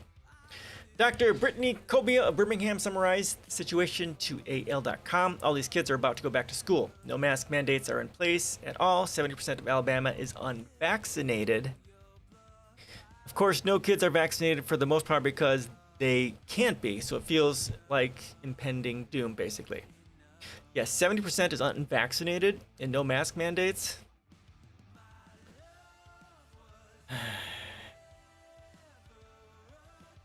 There were 1,632 new cases Wednesday, an increase not seen since early February, not including a backlog spike in May. The latest samples run by the University of Birmingham indicate that the Delta variant is now accounts for 85% of new cases. Hospitalizations doubled over the past week, with 554 hospitalized on Tuesday. Dr. Don Williamson of the Alabama Hospital Association told local WAF, at the rate of expansion that we've seen in just the last 7 days, we could find ourselves with 1,000 people in the hospital by the end of July. And also the Delta variant does affect kids as well. Like the previous variants, most kids were basically asymptomatic or had mild symptoms, but this one, the Delta variant, does affect kids much more strongly than the previous variants and the original did. As of Tuesday, 24 children across the state were hospitalized, up from 9 less than a week ago, according to the AHA. The Alabama chapter of the American Academy of Pediatrics wrote the following in a harrowing description of what is unfolding in the state. We are in the dark red with a Dutch breakout, but we did not see a huge spike in hospitals. Okay, well, that's cool. That's very cool. I mean, it's not cool that you had an outbreak, but that people aren't going to the hospitals is a good thing. That means, you know, your vaccination or whatever is going on there is enough to keep you guys from getting wrecked. As of 7/8/2021, July 8th, there have been 50,588 cases of COVID-19 among Alabama youth ages 0 to 17. The number of cases of COVID-19 among children per week is increasing and is currently equivalent to the number per week added in the summer of 2020. COVID-19 is not a benign disease among children. Although data in Alabama is limited across the United States, approximately 1 out of every 100 children with COVID will require hospitalization. 344 children across the U.S. have died due to COVID-19, including 8 here in Alabama. For those who survive initial infection, approximately 3 out of every 100 will experience a delayed, life-threatening multi-system inflammatory syndrome, and up to half of all infected children may experience symptoms of long-term COVID. Most people who are currently not vaccinated in the Netherlands are young. Yeah, and I expect that's mostly the way it is across the world because the vaccines aren't approved for young people too. Although, obviously in Alabama where 70% of people aren't vaccinated, it's not just kids that are jacking that number up. That will happen in the coming weeks for the first shot and will end somewhere in September. Okay. That makes sense. Once it gets available. Oh, my daughter has her. My daughter got her first shot. She's 12, and she'll be getting her second shot sometime soon. Well, yeah, probably sometime soon.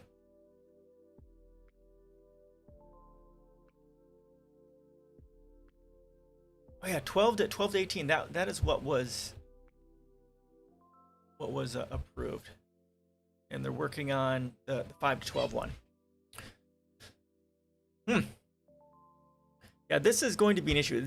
With people getting COVID, it's not just getting sick or spreading it. We were behind on that. Yeah. You're getting there.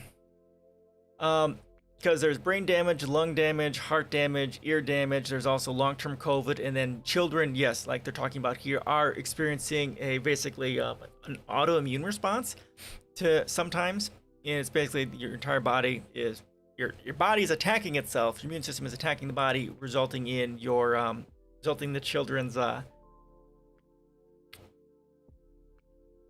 organs becoming incredibly inflamed. Responding to the new National AAP guidelines, which recommended that all staff and students older than 2 years old wear masks in schools regardless of vaccination status, Alabama Governor Kay Ivey's press secretary said Governor Ivey believes students need to be in the classroom without any type of mask requirement. I have the feeling that more people are prepared to get the vaccine when available. Cool. That's good. I'm very glad to hear that. Get your fucking vaccine. And it's, just the fact that the governor can say no mask is problematic. It shouldn't be up to the fucking government whether or not people wear masks. This is a healthcare thing. I mean, if the doctors and scientists say wear a fucking mask and social distance, that is what we should be doing. It shouldn't be a political thing. The governor of a state shouldn't be able to sacrifice the people because they're ideologically stupid.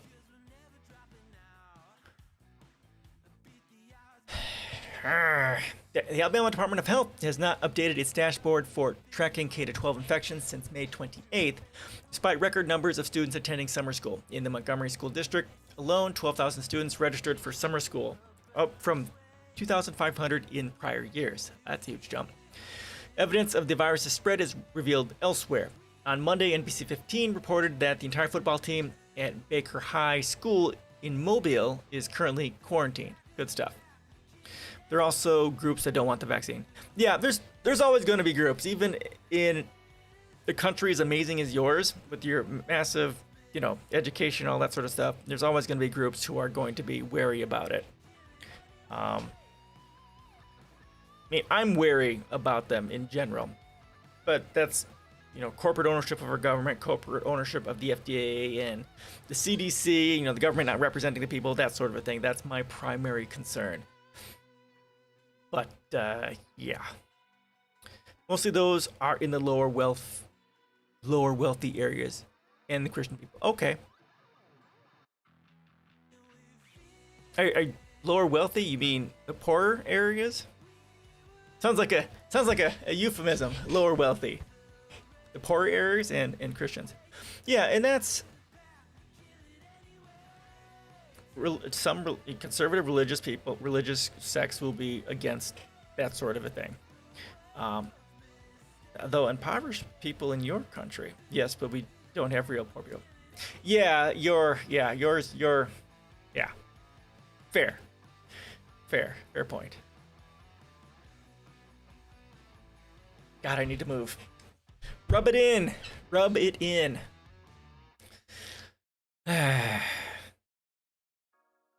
But still, that level of inequality, even if they aren't poor per se, as we would find it here in the United States, just that inequality too will have that sort of an effect on people. Interesting.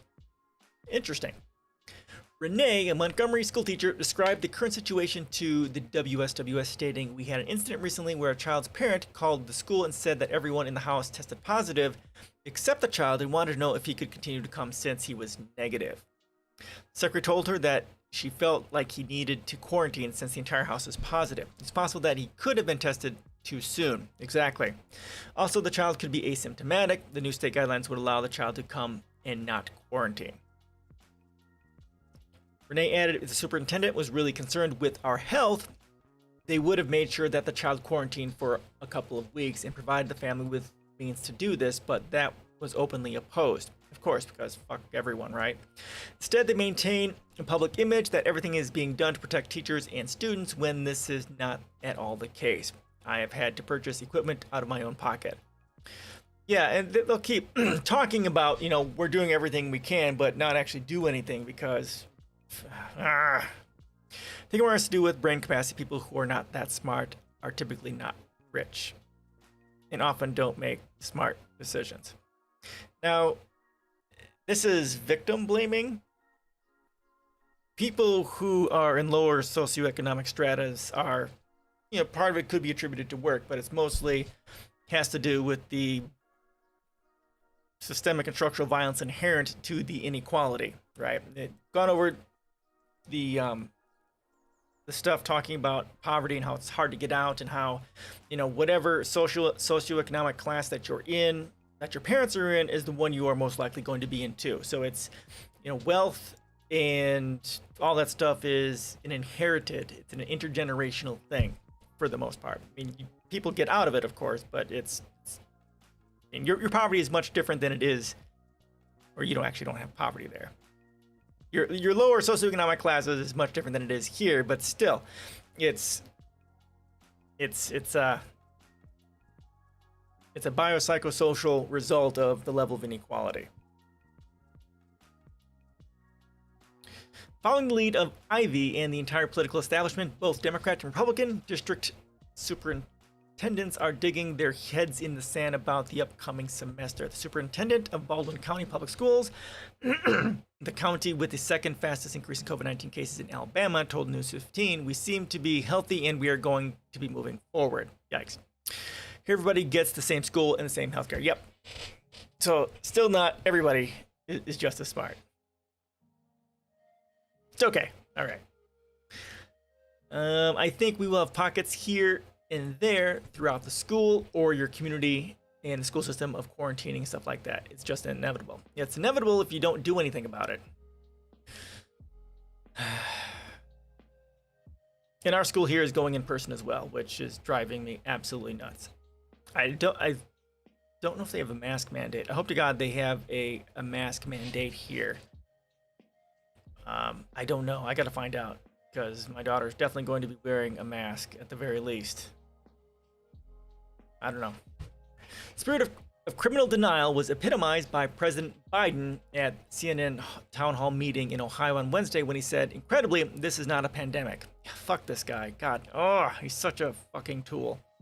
An increasingly common refrain among the ruling class, including by Centers for Disease Control and Prevention, CDC Rochelle Walensky, is to blame the ongoing pandemic on adults who have not been vaccinated.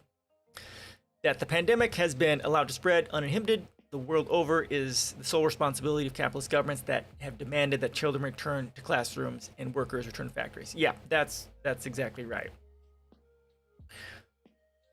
Countries not doing what they're supposed to prevent the spread of the pandemic. That is the primary problem. And that's not just a policy issue directly dealing with the pandemic. It also has to do with education, the other externalities that deal with that.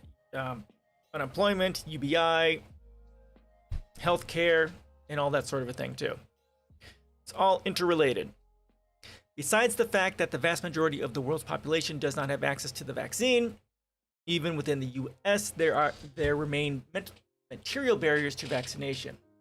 A recent report by the Kaiser Family Foundation found that areas with high social vulnerability index and high poverty levels have lower vaccination rates because they have don't have sick time, don't have health care, may not have transportation.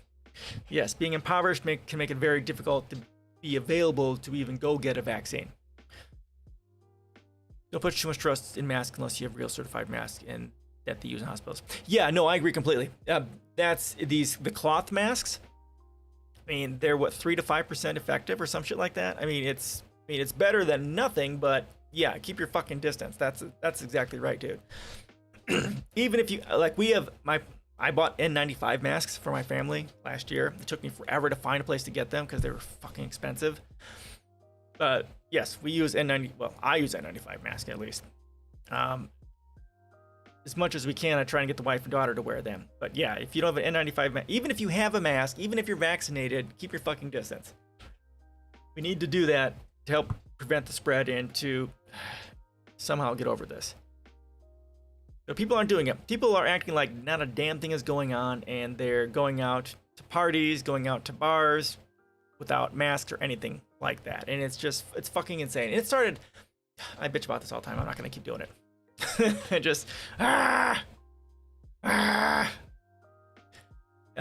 Alabama currently has the lowest vaccination rates in the U.S., with just 33.8% fully vaccinated, according to the CDC. The Alabama Department of Health data shows that just 5.2% of children ages 0 to 17 have begun a vaccine course. Overall, vaccinations have stagnated over the summer, with an average of just 4,800 doses per day administered over the past week. Yeah, social distance, mask, stay the fuck home, vaccinate. It's not complicated. We didn't have the vaccines at the very beginning, right? But the scientists have been saying from the very beginning, lockdown, social distance, mask. That's how we get through it. But our country didn't do jack shit because we had Orange Man bad. He doesn't give a fuck about anyone, right? And the states didn't do it. The counties didn't do it. The cities didn't do it. I mean, here in my state, right? Of course, Trump didn't do it because he's a fucking tool. Our governor tried to, but the state Supreme Court told him to fuck off. Wash your hands. Yes, there we go. Exactly. Yes, wash your hands. Yep, that was the other thing. Thank you. Then the governor got screwed out of, putting out a mask mandate, and then our county said they wouldn't do it because they couldn't enforce it, which, I get that, but you still need to fucking say it. And the city didn't do it either. I mean, everyone at every single level failed in this country. In my, from my city all the way up and throughout most of the country. It's not fucking complicated. Doesn't have to be complicated if you do it right. Students who wish to attend school remotely have had to submit special applications to their districts. Virtual academies are offered on a district-wide basis, though seats are limited and in some cases only available to certain age groups or to students in good academic standing. Teachers are employed by outside education technology companies that seek to profit off the demand for remote learning. Yeah, here in this country, they most definitely are. It's not just the laws, it's the politicians, of course, who create the laws or have significant sway over what, their scope.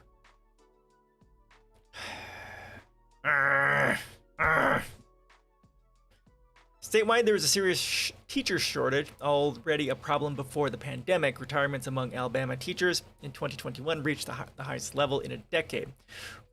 Roanoke City School Superintendent Chuck Markham told AL.com that 5% of the district's workforce retired mainly due to pandemic stress. He believed that as the shortage persists, more and more teachers will be teaching subjects out of their field of expertise through emergency certification. Yep. Ostensibly to recruit and retrain math and science teachers, in May, Governor Ivey signed into law the Teacher Excellence and Accountability for Math and Science Act. Baited with higher salaries and a $5,000 stipend, teachers who sign up for the programs must voluntarily give up their tenure and employment protections. Yeah, go fuck yourself, dudes. The World Socialist Web Site and the Socialist Equality Party insist that halting all non-essential production and in-person schooling is a necessary measure to eradicate pandemic once and for all. I agree completely. Combined with widespread testing, contact tracing, and full income protection to affected workers and small businesses, there must be a massive investment in remote learning infrastructure and resources to provide the highest quality virtual education to all students. This is what my policies say. This is what my policies are saying. This is what policies are saying. In our ground law constitution, it's not possible to put restrictions on churches. So there were churches that had services. Oh my fucking God. Really?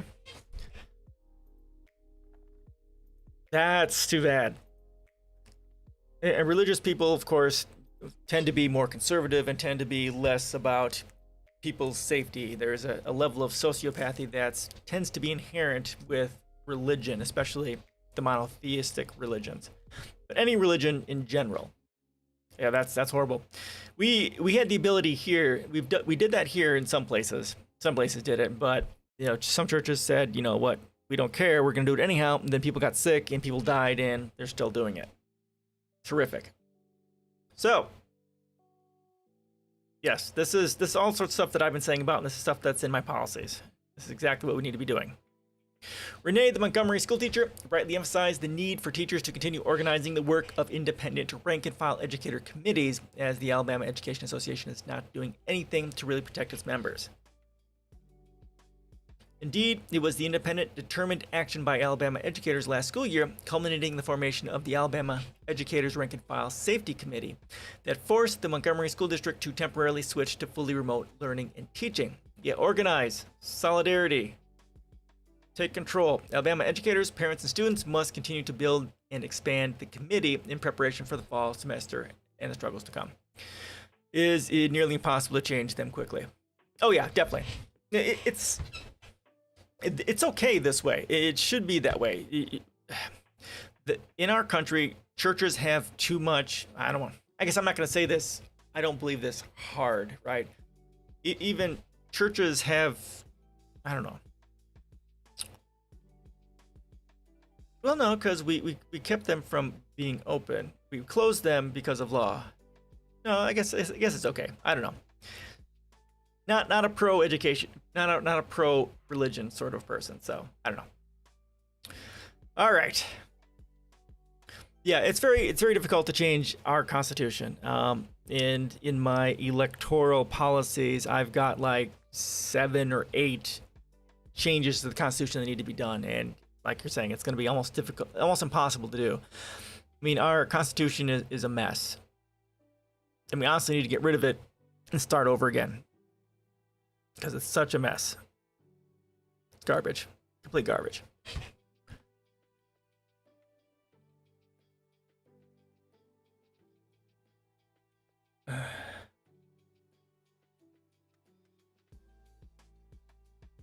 So much garbage. And it was written by rich guys, right? And it was classist, racist, and sexist at its very beginning. And the values that we have, well, they're capitalist. We need to have a brand new constitution. Yes, but start over again. You need to change. We wouldn't necessarily need to. Well, we could. I mean, I think there's a stipulation in there that allows for a constitution convention to redo it, right? So we could do that and then have a constitutional convention, and then just write a whole new constitution. But yeah, getting to the point, I think it requires like 2/3 of the states to do a constitutional convention or something like that. I don't know, it's something like that. But it needs to be done. Other countries have done it. Obviously, we're not other countries, but we need to. And what needs to be in the Constitution are values, protection, like human rights and the rights of Mother Earth protected. These are things that need to be the cornerstones, the very cornerstones of what the new Constitution would be. Actually, right here. I talk about this in my policies. Something similar to my 8 philosophical pillars for peace needs to be the core of what the Constitution is. These values, and then you put in and protect the rights of humanity and the rights of Mother Earth. Then you go ahead and write the laws that protect and embody these things. That's kind of the way my policies are put together, to kind of approach it from that way. Here, you need 2/3 of the votes. 2/3 of the votes in 2 succeeding terms. Okay. Well, let's check here.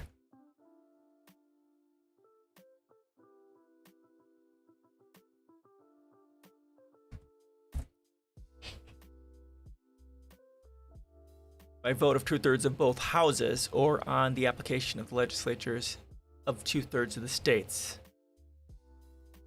Okay, so actually it's a bit easier here, I guess. 2/3 of both houses, Congress and or Senate and House, or 2/3 of the states must call for them.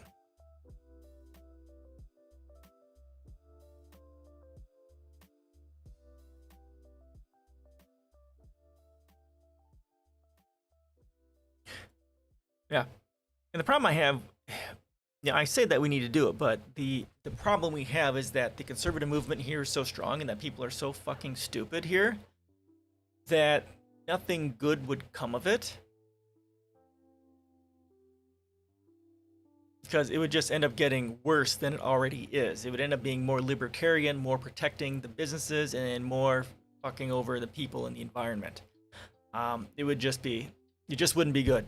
We don't have the values socially or the politically to make a new constitutional convention a positive change.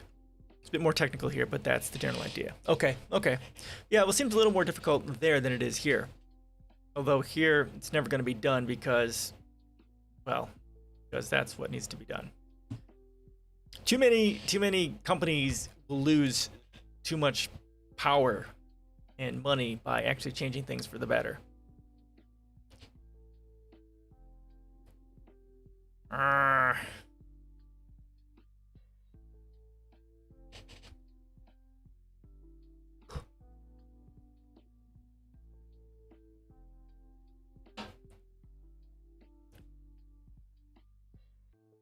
All right. I don't think I'm going to start this. We don't have that much time left. 6 minutes. Okay, I can. It's not that big. All right. Last one for the day.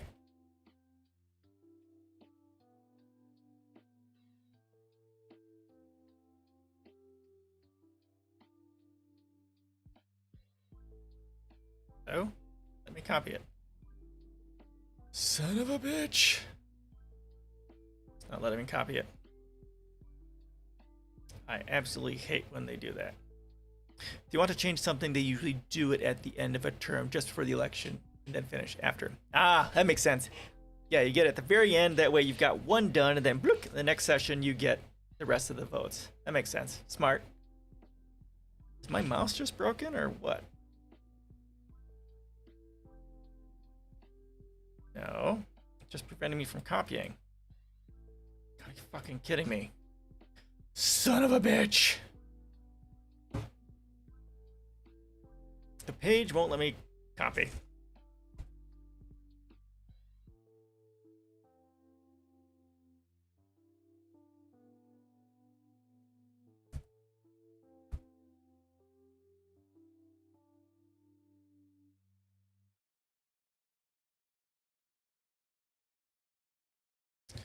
Dangerous. My God, I type so horribly.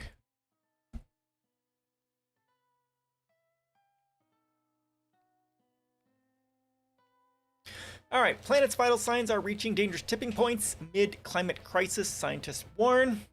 We need to stop treating the climate emergency as a standalone issue. Global heating is not the sole symptom of our stressed Earth system. Yeah, we had the flooding, of course, the fires, all sorts of things. More than a year after COVID-19 pandemic shut down economies around the world and sharply reduced worldwide travel, sparking speculation among some that emissions would plummet as a result, a coalition of scientists said in a paper published Wednesday that the planet is nonetheless reaching multiple tipping points, with levels of sea ice, melt, deforestation, and other markers revealing that urgent action is needed to mitigate climate emergency. Okay, come on. I can't even... Son of a bitch. That's annoying. I have to do it like this. Okay, now I can do it. That is just really obnoxious. The extreme climate events and patterns that we've witnessed over the last several years, not to mention the last several weeks, highlight the heightened urgency with which we must address the climate crisis, said Philip Duffy, co-author of the study and executive director of the Woodwell Climate Research Center in Massachusetts.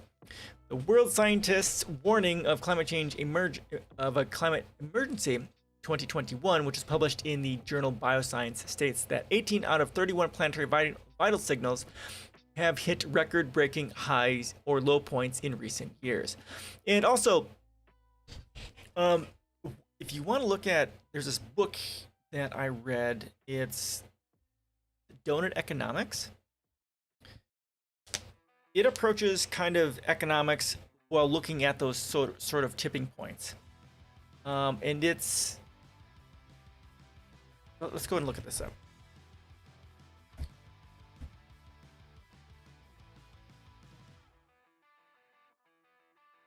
Yeah, right here. So like right here, it's got the tipping points over here.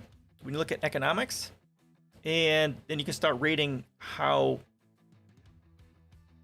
close or far you are to these tipping points, so you know where you stand. And this also gets rated here on the inside. Do we have an actual filled out thing? Okay, here we go. Okay, so yeah, here, climate change, reaching tipping points, stuff like this, and then all the bad things that are happening in here. This is sort of economic model we need to start looking at, and our environment. So like, again, my policies, right? Concern for the environment and concern for humanity. This needs the core with how we need to look at our economics and how our countries are doing. So definitely give that book a read. It's a really good read. I'll go ahead and put that in here so you can take a look at it. Amazing book.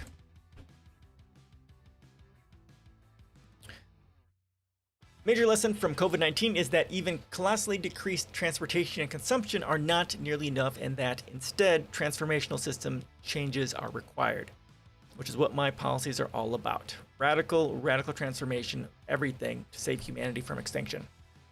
The paper detailed how despite fossil fuel use dipping slightly in 2020, levels of carbon dioxide, methane, and nitrous oxide have all set new year-to-date records for atmospheric concentrations in both 2020 and 2021.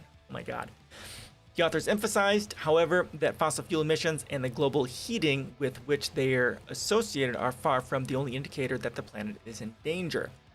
The researchers recorded other tipping points or near tipping points in levels of ocean heat, ice mass, the deforestation of the Amazon, which serves as a vital carbon sink, ocean acidification, and the amount of ruminant livestock, which now number more than 4 billion and are a significant source of planet warming gases. Yeah, we've talked about this.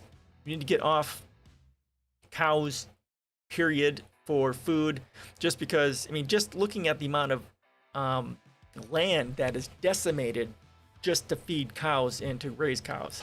Just that alone, we need to get rid of that. We need to stop treating the climate emergency as a standalone issue. Global heating is not the sole symptom of our stressed Earth system. William Ripple, the distinguished professor of ecology at Oregon State University's College of Forestry and a co-author of the report, said in a statement. The research was released 2 months after researchers in Germany and Norway released a study showing Greenland's ice sheet was at the brink of reaching a tipping point, with trillions of tons of ice having flown into the sea. The paper published Wednesday showed that rates of forest loss in the Brazilian Amazon reached a 12-year high of 1.1 million hectares deforested last year, and that the concentration of carbon dioxide in the atmosphere reached 416 parts per million in April 2021, the highest monthly global average concentration ever recorded, according to The Guardian. The tipping points recorded in the analysis are the result of human overexploitation of the planet, Ripple said.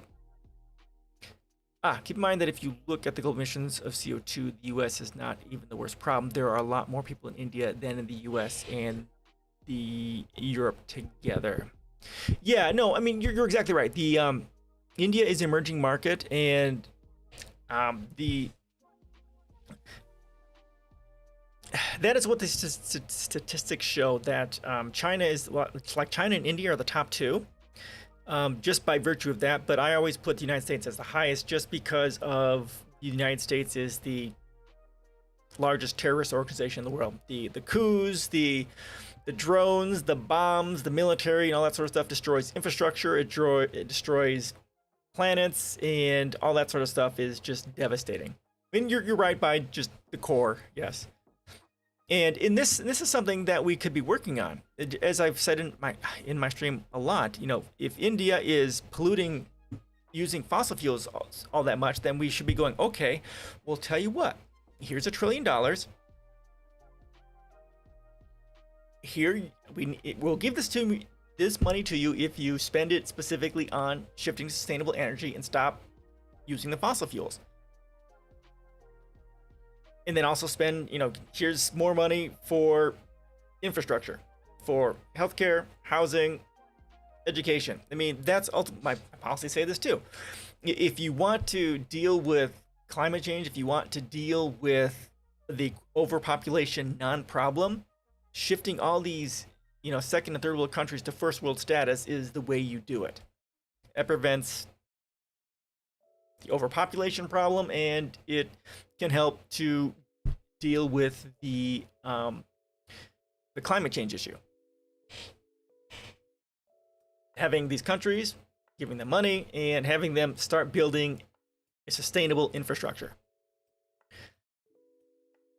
While emissions from people commuting to work and plane travel went down in 2020 as a result of stay-at-home measures for some, the report still showed the consequences of unrelenting business as usual, he added. What makes you think the U.S. politicians will... Oh, they won't. Oh, of course they won't. I never would think that. It's what we need to do. They won't, right? I mean, here, like I say, my policies, right? I even talk about this in my post on a resource-based how a resource-based economy would possibly come into being. The United States would have to change from being the world's largest terrorist organization to a country that cared about humanity. So you and me are still fucked. Oh yeah, we're totally fucked. You know that. I'm doomer here. We're fucked. Next 200 to 300 years, there will be no life left on this planet. We are so fucked. So totally and completely fucked.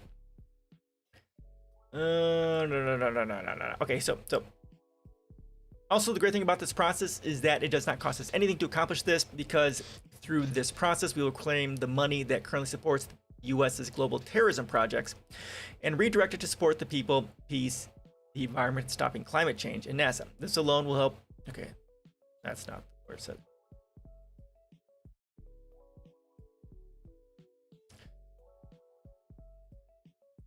Do I say it here? Maybe I don't. I say it in my other one. But the United States could. That is what we could be doing, and Europe could be doing it. We could be saying, and this is also part of this problem is the World Bank and the IMF, because the IMF's loans are predicated upon basically giving everything to the West. I can live with that. I still have some time to live then. Well, fucking. Don't be the problem. No, I get it. And that's part of the problem, right? People think, well, okay, well, I'm going to be fine. I'm not going to suffer with this. So fuck it. I'll live however the hell I want. Pass whatever policies I want because I'm not going to have to deal with it. And that's exactly the mentality of, these people in Congress, in the government, right? Well, they're going to be fine because they're rich and they're powerful. They're not going to have to deal with the effects of climate change because they're rich. And they'll be dead when the worst things happen. So, fuck the future, right? It's that complete and total psychopathy. I don't have kids, not my problem. You bastard. Yeah, that's the other part of it, right? They don't have kids, so why should I care? Fuck the future, I'll be dead. Oh my god. It's that complete and total psychopathy there, not giving a fuck about the future. Let it all fucking burn because I'm not going to be there to see it burn. Dear God. To mitigate the rapidly worsening crisis, the authors said global policymakers must set a significant carbon price and link it to financing adaptation measures in the developing world and climate action policies. Begin a phase out of fossil fuel extraction and move towards a ban. And pass policies aimed at restoring and maintaining carbon sinks and natural habitats that support biodiversity, like the Biden administration's recent decision to restore protections on Tongass National Forest. Now, fuck Biden. I mean, I've torn apart his climate change stuff. Sure, there's a little bit of good stuff there, but none of it is in there. Nothing in those policies will have any decent effect on saving humanity from extinction. His stuff says 2050. Fuck 2050. My offspring will not keep polluting and destroying the planet after I'm dead. Your offspring. Computer programs? Or other stuff? Dogs? What are you? What's your offspring? I have one.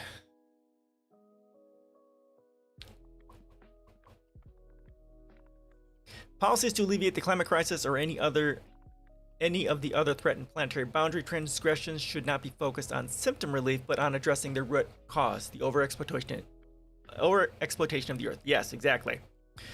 You don't. Okay, right. You don't have any. Yes, exactly. One climate action organizer in Minnesota linked the findings to the Line 3 tar sands pipeline, which Biden administration has so far permitted to continue. Exactly. He's permitted more pipelines to go on, which is fucking stupid. Oh, we're going to do stuff to stop climate change, like promote fossil fuels. It's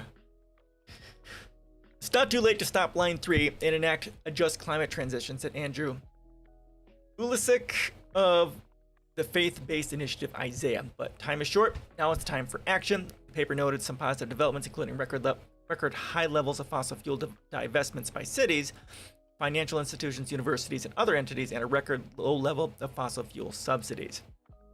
Not in this country. The research was published as a follow-up to a 2019 paper in which thousands of experts declared the climate emergency, named the planet's vital signs, and called for 6 courses of action to mitigate the crisis. Eliminating fossil fuels, slashing pollution, restoring ecosystems, shift to plant-based diets, transitioning away from economies, prioritizing indefinite growth, stabilizing human population. These are all things that my policies address. My policies address all of these things. If we would not have 8 billion people on the world, but 1 billion like we had 200 years ago, then the problem would not be... Well, of course, naturally. But the primary issue here is the pollution that we've gained, well, from fossil fuels. And that's most of the problem. And of course, the general pollution from plastic and stuff like that in the oceans, right? And there's that. It's just general pollution. So we can sustain a shitload of people on this planet, many more than we have now, if we shift to a completely sustainable, circular, regenerative, open source, circular economy, like I talk about in my policies. I mean, right now we have enough food to feed. If we get rid of the inefficiencies in the process, right now with just our normal food production, we can feed 10 million people, and we can feed and house many more people if we do it correctly and do it sustainably. Again, shifting to something like earth scrapers or arcologies, building way high up and building down and then wilding the rest of it. It's getting as much people as possible on the planet. No, definitely not. Definitely not. And listen, what will happen, and this is another reason why we need to shift all countries to first world status, because if you're worried about population, countries that eventually make it to first world status eventually have a population decline. And that's what the studies show. That's when you talk about the demographic transitions, that's the thing. And that's what's happening now in like the US. In France, they're having population declines. That's because of the progress that they've made technologically and shifting to a first world status, right? It's not that I want more, it's not going to happen unless population is going to keep growing. It will only keep growing if we end up impoverishing ourselves again. But with progress, technological progress and stuff like that, and societal progress in general, population is going to decline. That's just the natural way things go.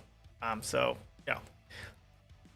aiming for population increase, but we have the resources and the ability to support that much if we stop being a bunch of fucking idiots, and we can do it sustainably and in a regenerative method. So what? The Dutch population is growing because people from Africa. Well, right, but that's just shifting the problem. That's just moving shells around, right? If you get rid of those people from Africa, your population is in decline, right? It's not that, right? The natural growth rate is negative, right? Just countries trying to quote solve their population problem by importing people doesn't actually solve their problem. It just shifts it from one place to another.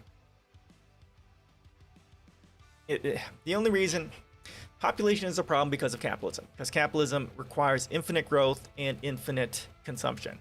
You can't do that with a population decline.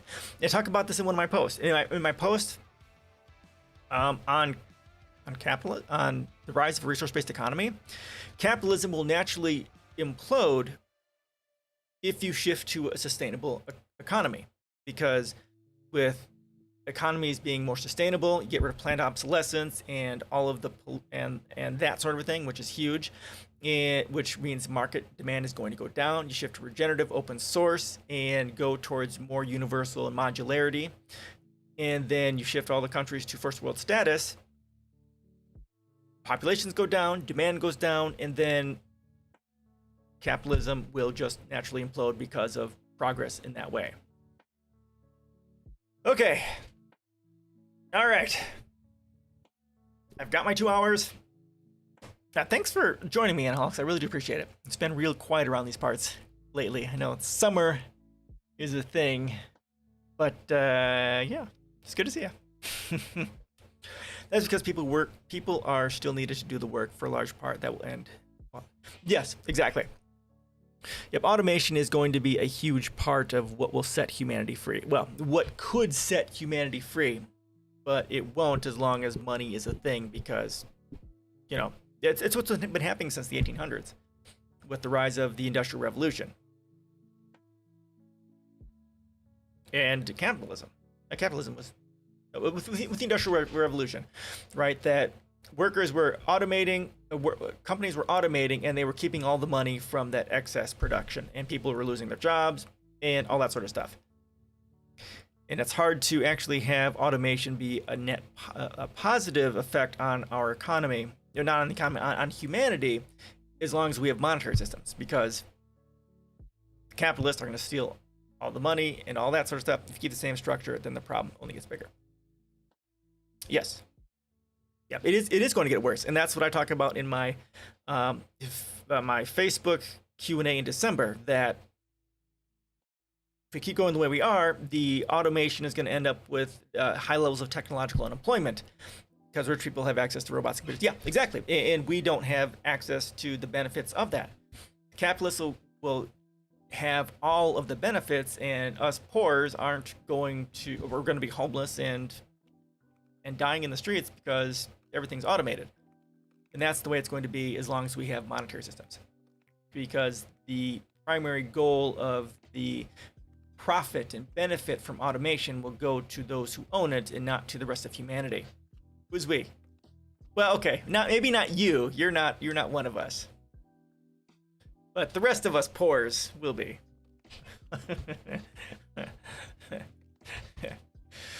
Fuck. All right, I gotta get going. It's good to see you. Any last comments before we call this a day? That's funny shit. Funny shit.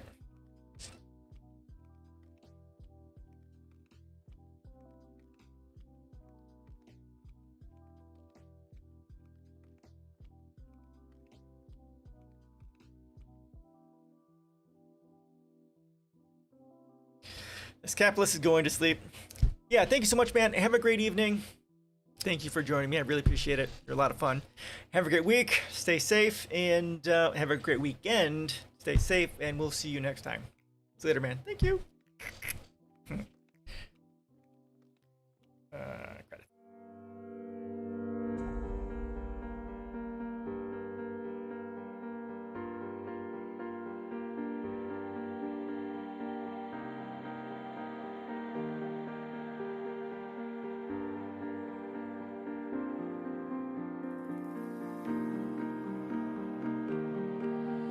Just me and you, let's make up all the rules. Count to 10 and watch the stars turn blue. Watch the stars.